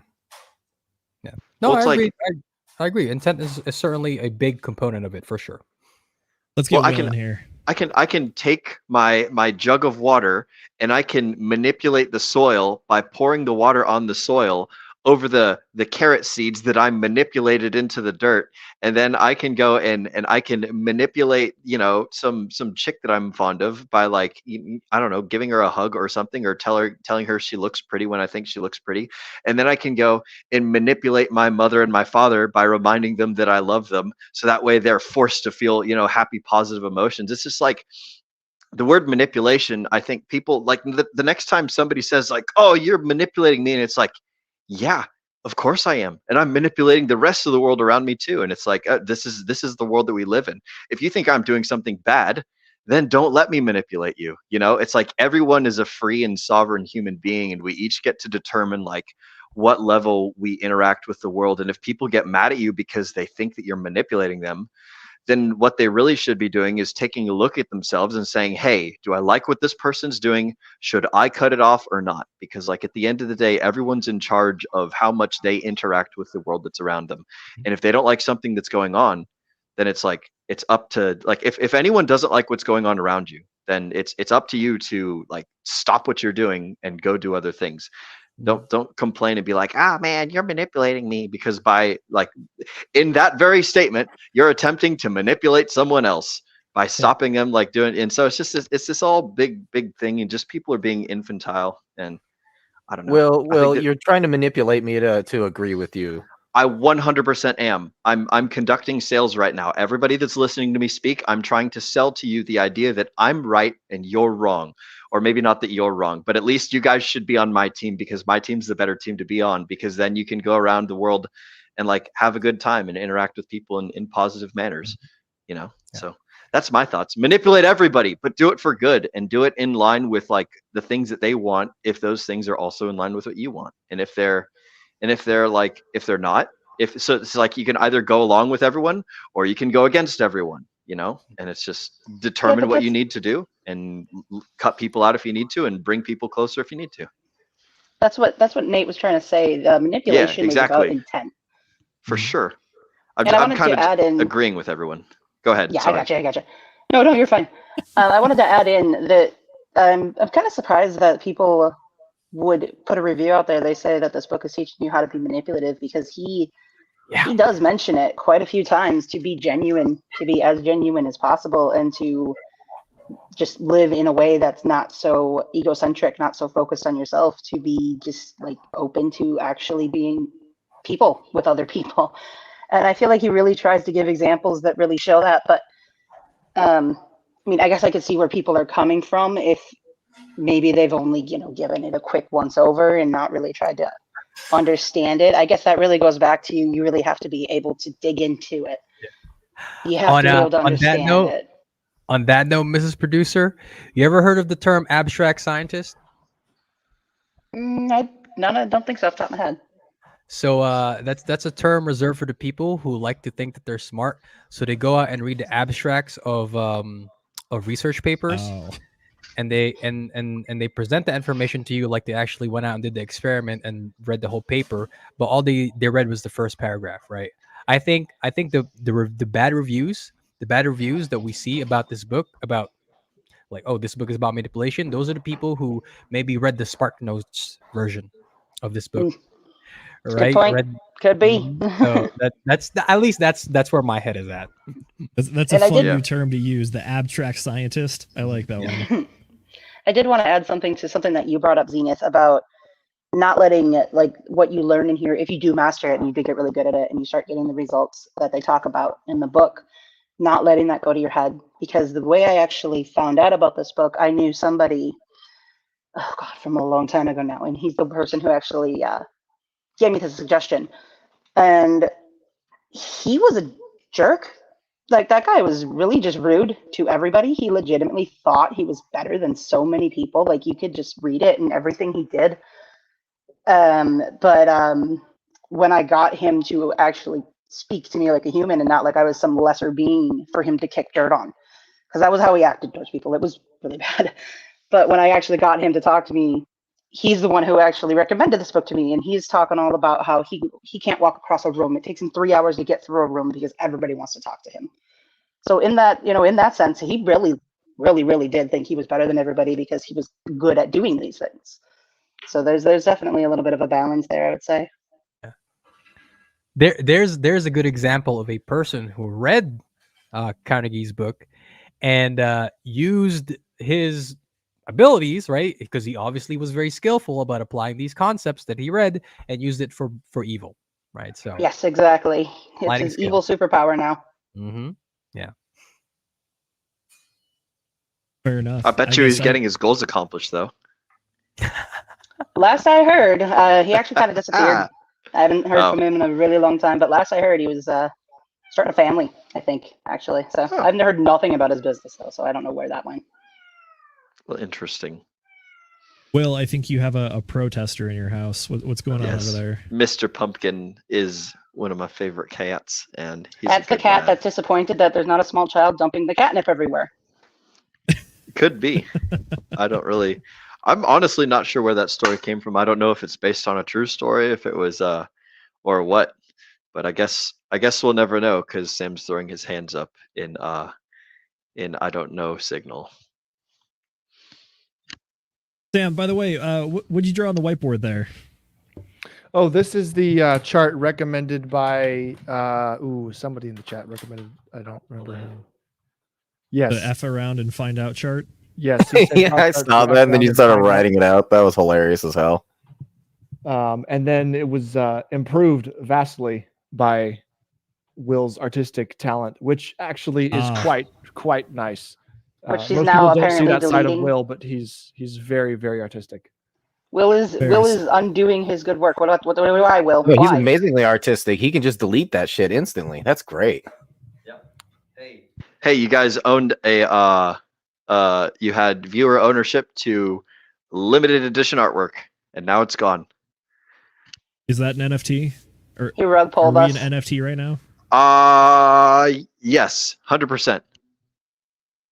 All right, cool. I know, Everybody go. I know what go NFTs are. Yeah, go cash in your DRT for these NFTs. This is exactly how it works. No, you do not trade DRT for NFTs. DRT is more valuable than NFTs. Don't you listen to Zenith? Fuck yeah. I heard there might be a reward for holding DRT for a long period of time. So I have a I have a juicy plan that I'm going to, I guess, give away now because You it's don't have been to give away now.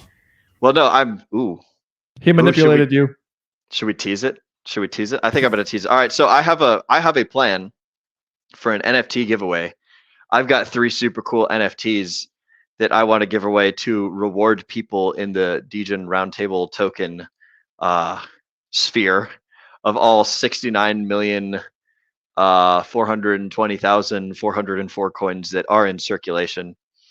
And the rules for my so it's all going to be done on chain, right? So the way that this is going to work is I'm going to just look at the DRT paired against Wrapped Pulse on the 9 mil V2 DEX, which is the basically the only DEX on DEX Screener, or well, it's the main like trading pair for getting DRT is using the 9 mil swap feature. So a lot of people use Pateas, or I don't know if it's paired up with anything else on other exchanges. But the thing that I'm going to do is I'm going to reward people who buy funny numbers of DRT coins. So whether it's 60, so the funny numbers are as follows: 69, 420, or Cuatro Cinco. So if you buy an amount of DRT in any one of those 3 numbers, whether it's like 69,000, 6,900,000, 6,900,000. If you buy 420 DRT, if you buy 5,555 DRT, if you buy any amount of DRT that has one of those numbers in it, then I'm going to copy those wallet addresses and put them all in an Excel spreadsheet. And then I'm going to pick one of them at random. And then I'm going to send a Crypto Sloth NFT to it. So you guys heard it here first. Now, the only rules for this, and I'm going to do 3 drawings. But so that's for the first one. And the first one is like the most, every single buy with a 6-9 in it will be essentially like a raffle ticket. So the number of times that and so I'm gonna have a whole lot of fucking homework to do here. So I guess I should Where put a did you starting come up time. with this? What's that? When? So where did you come up with this? This is the first I'm hearing of this. Oh, I've been mulling it over in my head for a while now because I like seeing funny numbers on the, because I'm positive that there's other people that are trading DRT that are not part of our community, and so like I'm wondering what they will see if they see a whole bunch of microtransactions for like fucking 69 DRT, or if they see a whole bunch of transactions for like 69,000 DRT, or a whole bunch for like 420 or 5555 or whatever the hell. So I thought it would be funny to just see all that on chain. And so the way that you guys the way to do this, guys, is to go on the 9 mil DEX, and like when you're at the swap option for swapping Pulse for DRT, you want to make sure that you type in the number on the DRT side, and then it will do the reverse calculation of the math of like the Pulse that it needs to swap to get that fancy fun number. So I enjoy doing this whenever I'm buying DRT, and so I figured I would reward other people who do it as well. But anyways, I will be doing the giveaway. Or I will be doing the all entries will be finalized on midnight United States Central Time on Sunday. So any buys made after midnight on Sunday at midnight US Central Time, that's when I'm cutting it off. And so some random person is gonna get a Crypto Sloth NFT sent to their wallet for making 69 or 420 or Cuatro Cinco buys, or any combination of those things. And however many numbers you want to do, go for it. So that's my first sloth give it away. Moonpill Rational Optics actually has a really good comment here saying the Rain Man level of math going on here is going to be interesting. I was just trying to come up with a way to apply this book to the crypto space. Wasn't trying to force your hand there, Will, but that's oh no, I've been looking. I was gonna try and announce it last night because we were talking about bribes and shit, and I was like, ooh, I'm gonna announce it like because we're talking bribes and shit. And actually, Fast Abdul gave away some Crypto Sloth NFTs to some guys during his stream with Sloth, and so I was like, oh, that's kind of cool. Well, I have a bunch of these things, so I'll give them away to cool DRT buyers and things because I fucking love this DRT coin, even though it doesn't mean a goddamn thing. It's been one of my favorite things to do. Is if this thing interact actually with takes that. off in the way that Will wants it to, somebody's gonna look at the transaction data for DRT and see a bunch of 69s and 420s, and they're gonna be like, "God, these guys are really fucking degenerate." Exactly. What is Exactly. the DGen Roundtable? I mean, come on. The name is appropriate. The community behind this going only buys in increments of 69, 5555, or 420. So it. anyways, so that's what I'm looking to do with all that stuff. So I would not be surprised if, because I'm not at my computer right now, so I can't fucking see anything. I'm not going to be back at my computer until Sunday. So I'm going to have a lot of fucking math to do. And just Fair like enough. this is going to be a hell of a whatever, cuz somebody somewhere is probably just going to be spamming it and spamming it and spamming it. So I tell you what, actually, for those people who don't have a whole lot of money or just want to make one transaction, I'm going to do one giveaway that's going to be like, the more you buy, the more ticket entries you get. And then I'm going to do another sloth giveaway where it's just going to be each wallet gets one entry. And so it'll be hopefully a smaller pool of numbers for that one. So if you only want to make one DGen Roundtable buy and you want to make it a really big funny number, then then you could win an NFT sloth for doing it that way as well. So one of them will be every wallet can get infinite entries, and the other one is each wallet gets only one entry. So hopefully I have to do less math for that. But the same standards apply. The cutoff will be midnight Central United States time on Sunday. So get your buys in before then. The guys who are watching us live right now, you guys have a little bit of an advantage over the guys who are not watching us live right now. So anyways, 2 Crypto Sloth NFTs will be handed out whenever I get that fucking math done. And actually, I'll do the drawing.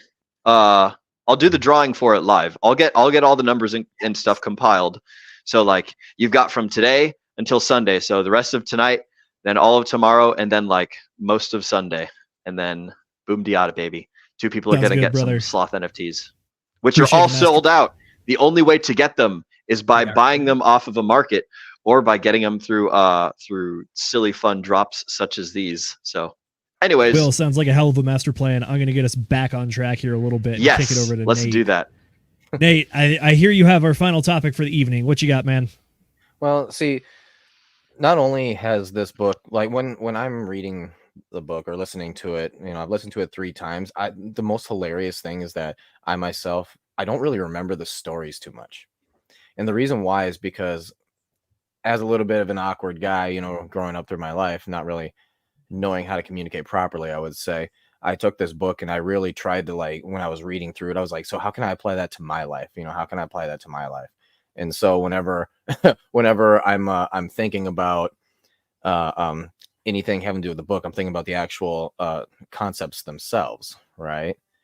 And so I got to say that this book majorly helped me with all aspects. And unfortunately, I would say the names hasn't really caught on yet. Unfortunately, I still suck at that. But there's a lot of other things, especially when it comes to like calming down customers who are very upset and angry because somebody else, the last person who was there, ended up doing a really bad job. And now I have to, I'm forgetting his name. How come I forget name?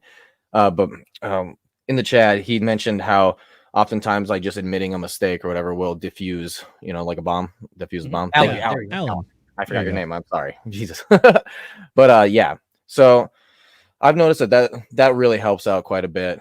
And so using that, right, and then bringing it back over and starting to try to help out people in the crypto space, right? That has been an extreme help as well, because oftentimes you do get a lot of frustrating things with people where they get angry and they start, either A, accusing you of not knowing what you're talking about, which is ridiculous when you're in fact trying to help them, or B, when they're just losing their mind over things, and you're able to just start being like empathize with what it is that they're going through, and you're able to say, hey, I understand what it is you're going through, I've been there before, and you're able to just kind of like manipulate them to calm down to the point where then you can start making your words clear enough where you're being as genuine as possible, trying to help them out, and then they can actually trust you that you are trying to help them out, not just trying to say screw you. It has helped quite a bit. in my own personal interactions with people in these chats. But I don't know, how's it worked for you guys? For sure. So the idea we want to talk about here real quick is how to apply the book idea to the crypto space. This is just a small critique that I have for the crypto sphere in general, which is the reason that Gary Gensler loves calling us scammers, hucksters, and fraudsters is because I think we have a large community of very technically able people, but terrible salesmen. What I mean by that is that they make one of the critical flaws that the book points out, which is that they don't understand other people and what they want. And we're very bad at getting other people to want what we want. If you go on Twitter and type in crypto memes, I was doing this earlier today just to find some funny stuff for our community. But instead, what I found was just a laundry list of people just shilling random meme coin number 69420. And it even if it's not meme coins, it feels like it's a lot of the same stuff, which is that it is, hey, buy my coin. My coin's the best. You should buy my coin. You should want to buy my coin. And it's like, no, you need to understand who you're trying to yell at through Twitter, which is A, not a great place to do that, but B, understand what other people's wants and desires are. And I think the communities that have found the success have, whether consciously or subconsciously understand this, they understand how to make that sales pitch and how to sell to other people. So that's exactly what I was going to bring up, Zenith. I think it's a lot more of do it because I want you to do it because I told you to do it. Do it because I want you to pump my bags, and then I can sell out on you, and then I get money, and then you're kind of like, shit out of luck there, pal. And there's a ton of that goes around in the crypto community. Unfortunately, there is something to be said for that. And a big takeaway for me for this book. And I guess this applies technically to anything, but I also really want to emphasize it for crypto. How many times have you heard, oh, I tried to get my mom, dad, brother, sister, aunt, uncle, cat, dog to buy some crypto and they just would not do it. They don't trust it. They don't want to do it. They're blah, blah, blah, blah, blah. All these reasons. Apply these concepts to this book. Learn them, figure them out, go back to these people. And here's a great start. Do you like money? Do you want to make some money? Start from there, and there you go. I mean, immediately you catch an interest with that. I mean, maybe not with the cats and dogs; they probably still don't care. But you want some catnip for Garfield over there? You want a bone, Fido? You know what I mean? You got to start with tossing that out there, catch the attention, and a lot of people don't. They don't do that at all. For sure. I wanted to toss it over to our other fellow content creator, Sam. So I know you might not specifically be in the crypto sphere, but in just the creator space. Are there any key aspects that you think we should be more willing to apply, or do you think there's key concepts that are really going to be the ticket for being a creator? Man, that's a great question. So I have recently thought a lot about that, and especially after reading this book, because I have two companies. One of them is the one that makes money, and the other one is the one that I promote. And so I think a lot about how this whole bungalows for bachelors thing, how do you get something that you think is good information to somebody that will make their life better? How do you sell it to them in a way that it's actually going to solve the problem they have? And what is the problem that people have? And trying to figure out where that niche is. Cause there are so many people on YouTube who show people how to build stuff. And it's that's not particularly special.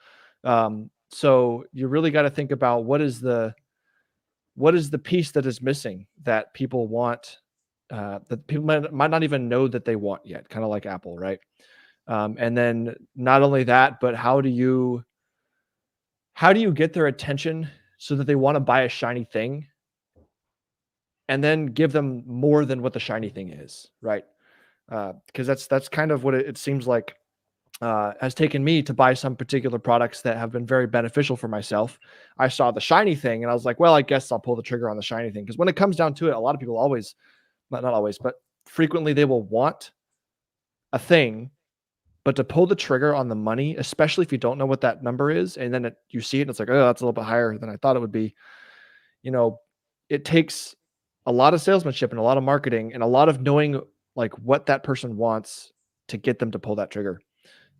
So, I don't really have the answer, but I do know that coming from the influencer perspective where you're trying to promote your brand for something, and solve someone's problem, it is tricky, and you do have to think about what their problem is. So I mean, that's I would say that's how the book applies. I hear you. I think when I look at creator spaces in particular and like social media influencers, the way that I think people are being the most successful nowadays is by community building. It's by finding that core audience, and by having a core audience, it doesn't even have to be big.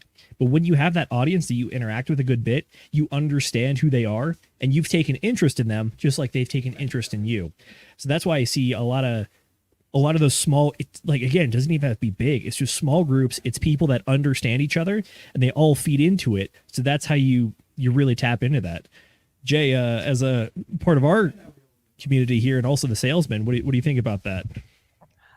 I think if you read between the lines and really dive deep into the concepts of this book, I think one of the things that it teaches you how to do well is, you know how folks have a bad image of salesmen, right? Because they think that they're always trying to sell you something. But what people don't realize is that when you go to, let's say, for example, a car dealership, you're going in there because you need a car, right? I think this book is really good at providing people the skills and the concepts of, like, as a salesman, diffusing the idea that people are like, what am I trying to communicate here? Circle back to me. I'm trying to get my thoughts back together. I had something good there. For sure. Let's get Will in here because he is our community guy, even on the small scale. I got to say, I think that's one of the reasons why you've been so successful in all the endeavors you've been doing, buddy, is that you've been all the Hexagon meetup stuff. It's not focused on selling people things. It's focused on Hexagons that are interested in other Hexagons. Yeah, well, that whole thing is a sale of itself. I'm selling people a solution to a problem that they didn't know that they had, and so that's just me out, like, pinpointing a problem that I see that other people have that might be something that I can deal with. So, like, I think if Jay, correct me if I'm wrong here, but I think the direction that you are going in is like sales is like, well, first off, what was the original question? Because the thing that I'm going for here is sales is more of a service. It's more of like learning how to figure out what it is that other people want and then show them the best possible path that you can, like, guide them down to get them the thing that they want. That's my idea of sales. The original question here was, how, as content creators and also the crypto space, could we apply the principles of the book? But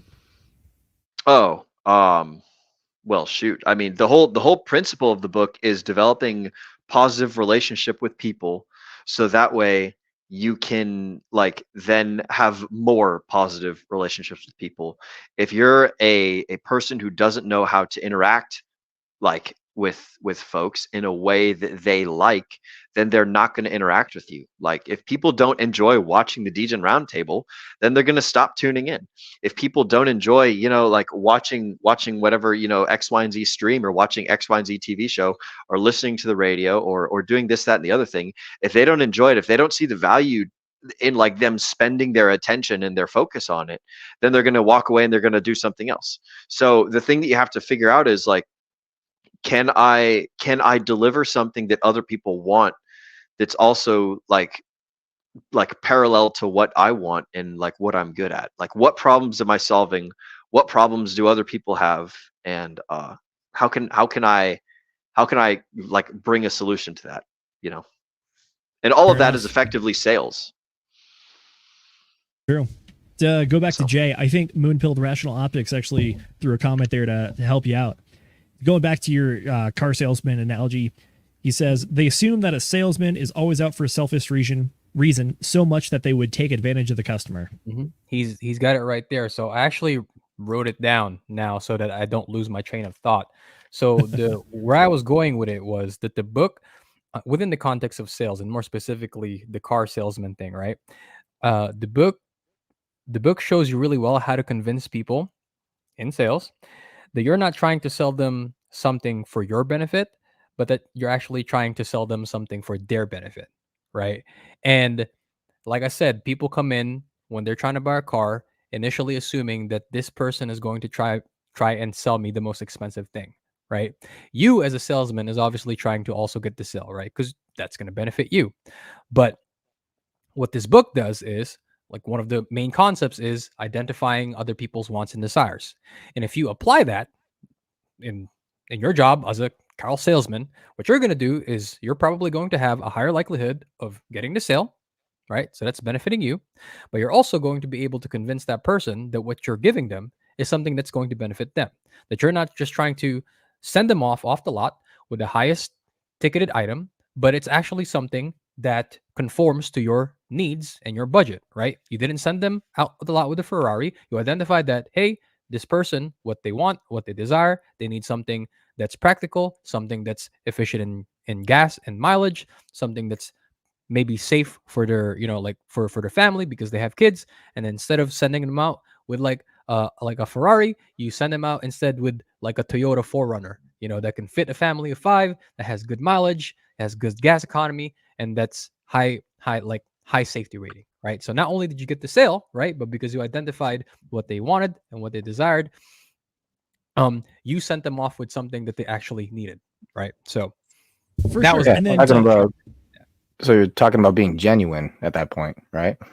And that's exactly what I do, right? When I'm making a sale, right? Trying to upgrade accounts, because I go around the house and I see these little holes where, mice have clearly been digging around at the foundation of someone's house, and I'll take pictures of them, send them over, and then talk with the person and say, hey, you have mice at your home. It's only a matter of time till they get inside. You need to upgrade this. And here's the thing. I don't go, the specific word that I use is I have a solution for you. The solution is simply upgrade your account to this particular thing. Then there you go, off to the races. And almost always, especially when I'm as honest as possible about exactly how much they're going to be paying, you'd be surprised. Most people are like, oh, okay, so that's exactly what I'm getting. It's a solution to this problem that is very clearly there that you gave me evidence about. Okay, I'll buy in. And that's why I'm top 5. Fair enough. I got one last point to circle back to Moonpill's comment and what Jay is talking about. Conversely, you mentioned that there is that like cynical doubt as the customer, thinking that the salesman's going to try to rip you off. But exactly what you said as a salesman, you mentioned that you're trying to meet the needs. And another book that I'm about halfway through right now, it's ironic that Viral 11 Bosch jumped in on this one because it's from his profile pictures book, which is The Way of the Wolf by Jordan Belfort, which is that with the straight line sales technique, he lays out that there's 3 main principles you want to do. Imagine that you have a sliding scale of 1 to 10 on this person likes and trusts you not at all, or this person likes and trusts you a ton.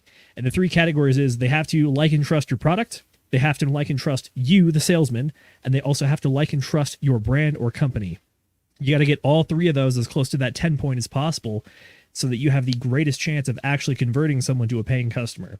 And what I see behind that is it's the idea, it's that you are not just building trust in the thing you're selling, you're building it with you and also what you represent, which is that it's an entire total package because you're going to be giving them the thing that they deal with. They have to deal with you to get this thing.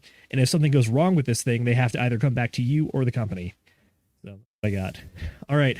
I have a note from our fantastic producer. She has one last point for us. So Mrs. McGettit, what you got? All right, I just kind of want to give up a kind of a quick wrap up of overall impressions of the book, I guess, is kind of where I'm going. I did want to say we've all brought up this kind of, scarcely throughout the stream. And then also Farmer Brown put it in the comments and he said that this book would be a good way to identify if somebody's trying to manipulate you. If you understand the concepts of this book, you can catch on to that. And I really, really want to point that out because he's completely right. There is, and like Jay said with the review where somebody said this book is just teaching you how to manipulate, there is both good and bad to these concepts. It really depends on the person. So the really big takeaway for me is use it for good, be aware of people possibly using it for bad, know what's going on around you, and try to really learn and understand how human dynamics work so that you yourself don't get taken for a ride. It's one of the big things. Learn how to use it for good. Don't let yourself be abused by the concepts either, though. Hey, this is this is so appropriate because Zenith asked the question earlier, how do you relate this back to crypto? We got Fast Abdul in the chat. We just had this man join us yesterday for an episode talking about the 2FUX protocol. And here's a good example of somebody. I'm not sure if he read this book or if he's familiar with the author and his work, but here's somebody who took a lot of the concepts that we're speaking about and is going to apply it to the 2FUX protocol, right? He's trying to find a pain point that exists within the crypto industry, right? That customers probably want, right? For just to give everybody a refresher, the 2FUX protocol is going to allow you to have a greater amount of voting power within the I guess the parent protocol, the FUX protocol, right? Because not everybody is going to be a whale in the ecosystem and is going to be able to have the kind of voting power that whales do, right? And that's a pain point that exists within that particular ecosystem. And Fast Abdul and the team of 2FUX is trying to problem solve it, right? And you know what's going to happen? People are going to see that, wow, this product provides a lot of genuine value, right? Like, go back to the stream yesterday and Abdul talks about how this is a protocol that probably people are going to see and they're like, wow, this is something that everybody can win in and not just the big whales, and they're going to find value in that. So this is somebody who's taking the concepts in the book and actually applying it IRL in his own business within crypto. So I just wanted to, because that was so appropriate that he popped into that chat right now. Let me hop on this real quick, and I'll also tie in. I love his saying of "Let's talk bribes," right? Like it's a fun statement, and it's also like you can look at the bribes in like the literal sense of like, oh, like people are literally paying each other to do stuff. By the way, we are not paid for anything having to do with 2FUX. All of that is just like, this is all goodwill and us like reaching out and doing things for the community. But the concept of bribes is just like, you give people the whiffum, the what's in it for me. Right. So like he taught us a super cool protocol, and we educated the community and also gave him like a pillar to speak up. Bribes are effective. And there he is with the 20 Canadian dollars. Bribes are absolutely effective.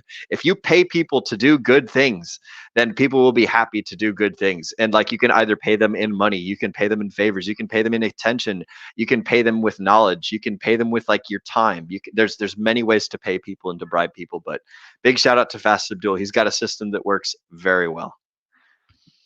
Beautiful. Alrighty. Well, with that said, let's go around the horn for one last time. I want to get your guys' final thoughts / review of the book. You can give it 5 stars or a 3 out of 10 or an A-, whatever you want. And then where does this stack in your required reading list? All right. I'm going to toss it over to Jay first. What you got?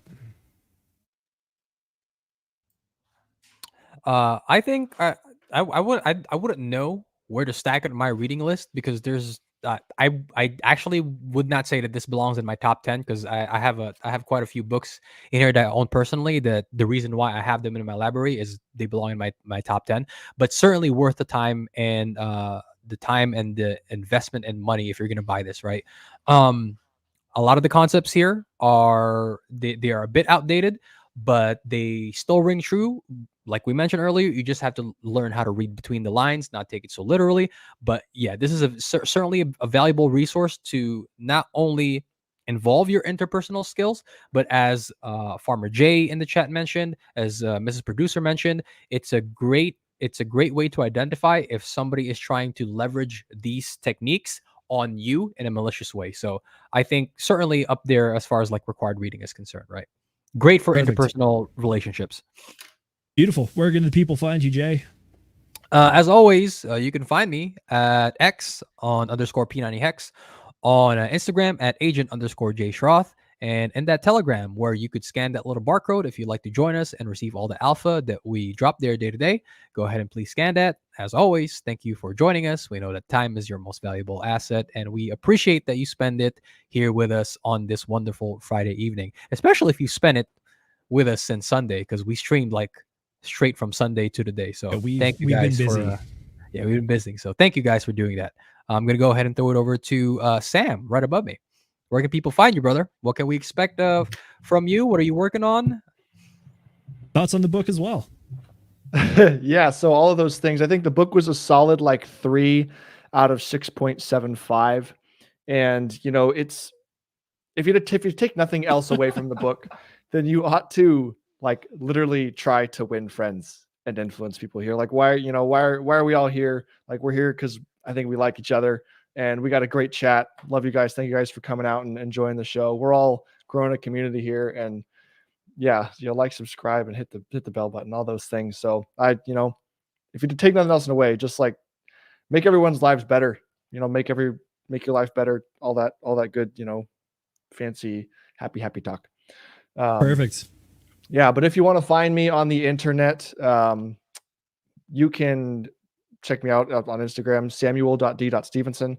Or if you want to check out my community that I've got created for those interested in learning about construction and potentially how it can apply to making their life better, then check out Bungalows for Bachelors. www.skol.com/BFB Success is where you can find that community. And otherwise, I got a bunch of free stuff on YouTube, Bungalows for Bachelors on YouTube. Check it out. And that said, I'm going to pass it over to my brother, Mr. Will Peanut Brain Diamond Hands. Where can people find you? What are you doing? Oh, the people can find me in your house right now.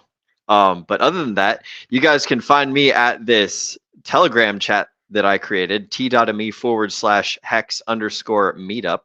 That's where I'm going to be spending a lot of my time trying to figure out how to be an admin and how to own a Telegram chat and to run all that stuff. I have some very helpful administrators and moderators that have volunteered to help me run this chat and make sure everything goes smoothly. But basically, this little Telegram group is a place for Hexicans to go where they're going to meet each other, or if they want to meet each other, excuse me. You go to t.me/hex_meetup, and what it is, it's essentially a little community where people can create tabs that are location based, and they can chat with other people, other Hexicans or crypto members who are also in said like location spots. So like I've got one for Texas, I've got one for Victoria, Australia. We've got one for Hexicans over in the UK. We've got spots for Hexicans everywhere. But I wrote a little description. There's a little start here tab. There's a little introductions tab where you can like scroll through, learn about other Hexicans, find what kind of hobbies you guys got in common. You can have little chats and do all sorts of great things. If you guys want to follow me personally, then go to linktree/Will Stevenson, spelled the same way as my name on screen. And there you can find my socials. You can find all the work that I've done. You can find the DGen Roundtable links. You can find the links to the podcast that me and Sam have, the Brothers Two of Us podcast. You can find all sorts of things in there. My Instagram, Facebook, all the socials and everything. Again, that's linktree/Will Stevenson. That's what I got going on. Also, make sure you guys join our Telegram. Go to bit.ly/degenerate_roundtable. Join the Telegram. It's free right now. It's not always going to be free, but hop on in there and make sure you like, comment, subscribe, share this video out to your friends. Tell your mom about us, tell your dog about us. Learn how to influence friends and or how to win friends and influence people, and then go out and win friends and influence them on into the cryptocurrency world, which is the fastest growing asset class in like the entire human history. We're making so many millionaires out there as long as you are a peanut brain with diamond hands and you don't sell your crypto when it does the red candle dips. So that's what I got going on. And if you want to buy DRT, I would suggest you do it in numbers of either 69, 420 or Quattro Cinco. So 5555. So that's what I got going on the book. Oh, thoughts on the book? Yeah, it was a good book. Definitely a must read for everyone. I think it's high up there. High up there. Perfect. We buy on red candles and sell on the green ones. Thank you, Will. Goddamn right. All right, Mrs. Producer, what are your thoughts on the book? I'm gonna say this one's my number one personally. Out of the things I have read, there's definitely a lot more for me. I feel like to go through because I'm not the type to read the big self-care books or no self-help. Sorry. Technically, for me, it would be something that would bore me a little too bit to just try and straight read through something like that. But this one is one I would go out and buy and just highlight and just keep beside me. And I've really tried to apply some of the concepts to my life, especially in the way that I type to other people, because I do a lot of online community things on Facebook and other such places. And they just very quick, they worked for me really well. I have a larger Facebook group that I gained ownership of about 2 years ago. And it went from, there was a lot of chaos and a lot of anger and just like hate in that group when I got it. And I took it, and it took me about a year, and now it's most of the time it's really calm, very peaceful, very much everybody's just doing a thing, and for the most part the community is a lot better. And I would put a lot of that credit a lot of that to understanding concepts like this, just being able to genuinely try and communicate with people in a sense where it's like, you matter too, I'm not the only thing that lives. If that makes sense. That makes perfect sense, and that's great stuff.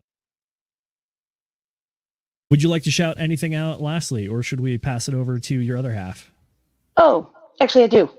Join that T dot, let me find it again. Join this thing, please. We need more Minnesotan people. If you're in Minnesota, get in there. We're lonely over here. We want to visit some people. We don't really have the money to travel quite yet, so, get your butts in there. Perfect. That's right. That's the Hex Meetup link. Get in the Telegram, or go find the old Excel spreadsheet and put the info in there. Fantastic. I'm going to throw it over to my co-host. Thank you so much for helping me run this evening and herd the cats, so to speak. Yeah, for real. Yeah, no, I had a good time. This book has been important in my life, right? So, quite frankly, I would definitely put it up there with an absolute must read. And like, yeah, just really take those concepts because it can really help you out in life. I know it's helped me out quite a bit. It's probably the only book that I've ever read 3 times. Or not read. I listened to it. This is an earhole book for sure. Earhole, that's for sure. I work a lot, so for me, I have the time to plug in and just listen to audiobooks or podcasts or whatever, right? So it works perfect. But yeah, I do suggest highly that you either read it, listen to it, whatever, take the concepts and actually try to apply it to your life, because the concepts really do work and they are really important. So yeah, with that being said, I'm gonna have the Ascending Man this Tuesday. And I'm not going to let anything stop me this time. That is kind of tragic what happened this last Tuesday. The poor lady and her mouse. So I went and murdered Mickey Mouse. But yeah, I think we're all good here. I'm thinking I'm going to be hopping on the effing hangout after this. So anybody else going to join me? Maybe. It is open. So I'm going to have dinner, brother. That's a good invite, but I got couches to move. Thank you, though. Oh boy. Yeah. I might join you if Will's going to move my couches for me. Just kidding. Awesome. I love it. Well, anyways, yeah. Thanks for joining us, guys. Henry, I see you in the comments there. Yes, it has been a while, hasn't it, since our Citadel Casino chat. So it's good seeing you again, man. You just kind of popped in here. Love it. And then Fast Abdul, thank you very much. I appreciate the super chat. You are a real true man. Like you did. That talk yesterday was just awesome. Absolutely great. And hope to have you on again. And with that being said, you want to take it away? I'll take it from here. Thanks, brother. Yeah, big shout out to Fast Abdul. Thank you for coming on the stream yesterday. It was a fantastic one. And if anybody missed it, go check it out. I do want to say a real quick shout out to Crypto Chronic. Glad you're feeling better, brother. Not going to blast all the details out, but everybody here is wishing you the best, and Jay over there is even lending you his power for a spirit bomb potentially. So there it is. All right. So hey, for me, do we know what book we're gonna review next, or is that a surprise? We are gonna probably put it back in the Telegram as a poll for people to give us suggestions or vote on the ones that, after I limit it down to a top 3. Also, if you know a book that has 8 in the title, because next time is episode 8, let them know, and I'll probably put it at the top of the stack. I guess my review of the book. This is one of the books that actually was recommended to me by my parents, and they definitely come from the traditional finance world. They think that real estate is the best investment that they ever made, which hats off to them. They've done very well. I'm happy for them. So far, this is the best investment that I've ever made. And even in a bear market, I can tell you that the portfolio is already up like 50%. Yep. So we're doing fantastic. Not only was this a TradFi book, but also one that I kept hearing around all the stuff that I was doing in the military. People talk about it left and right. It is a good conceptual book, and I would definitely recommend it for folks, especially since it's like $10 or $12. for as much of just like it's very popular in the cultural zeitgeist, in the business world, in leadership teaching, and a lot of stuff. So I would recommend it for that purpose. Yes. Not to interrupt you, but I do want to say the fact that this book is still like $10 after it's been printed 80 years ago, that tells you something, guys. Mm-hmm. You got staying power. For sure. I was looking at the stats earlier, actually. When the book initially came out, I think they sold, in the first like few years, they ended up selling like 30 million copies of this. And then ever since like the mid 1940s, it consistently sells about like 250,000 copies every year. So like, arguably next to the Bible, this is one of the most printed books in the world. So read the book, or at least listen to the audiobook. It's free on YouTube, guys. You have nothing to lose. Most definitely. All right, that's what I got. I'm Zenith. You can find me on all the socials at Hex Space Force or Hexaco Space Force, YouTube, Twitter, X, Instagram, all the places. I mainly post memes. Every once in a while do snapshot updates. And on YouTube, we did just talk about what happens if your crypto pumps too much. I made the intro especially for Will, and I think I made him chuckle a little bit. Like Jay said, as always, thank you so much for showing up. We appreciate you and your time. It is your most valuable asset. And again, massive thank you. We got Colonel Giggles, Moonpilled Rational Optics, Farmer Jay, aka Brown, who has one of the best quotes of the stream, personally, I think, which is that they can tax your crypto profits, but they can't tax your crypto memes. No, sir. True. All right. Well, with that said, we are going to close it down here. Thank you so much for joining us. We will see you guys on the next book club. Adios. In fact, we about to go up like.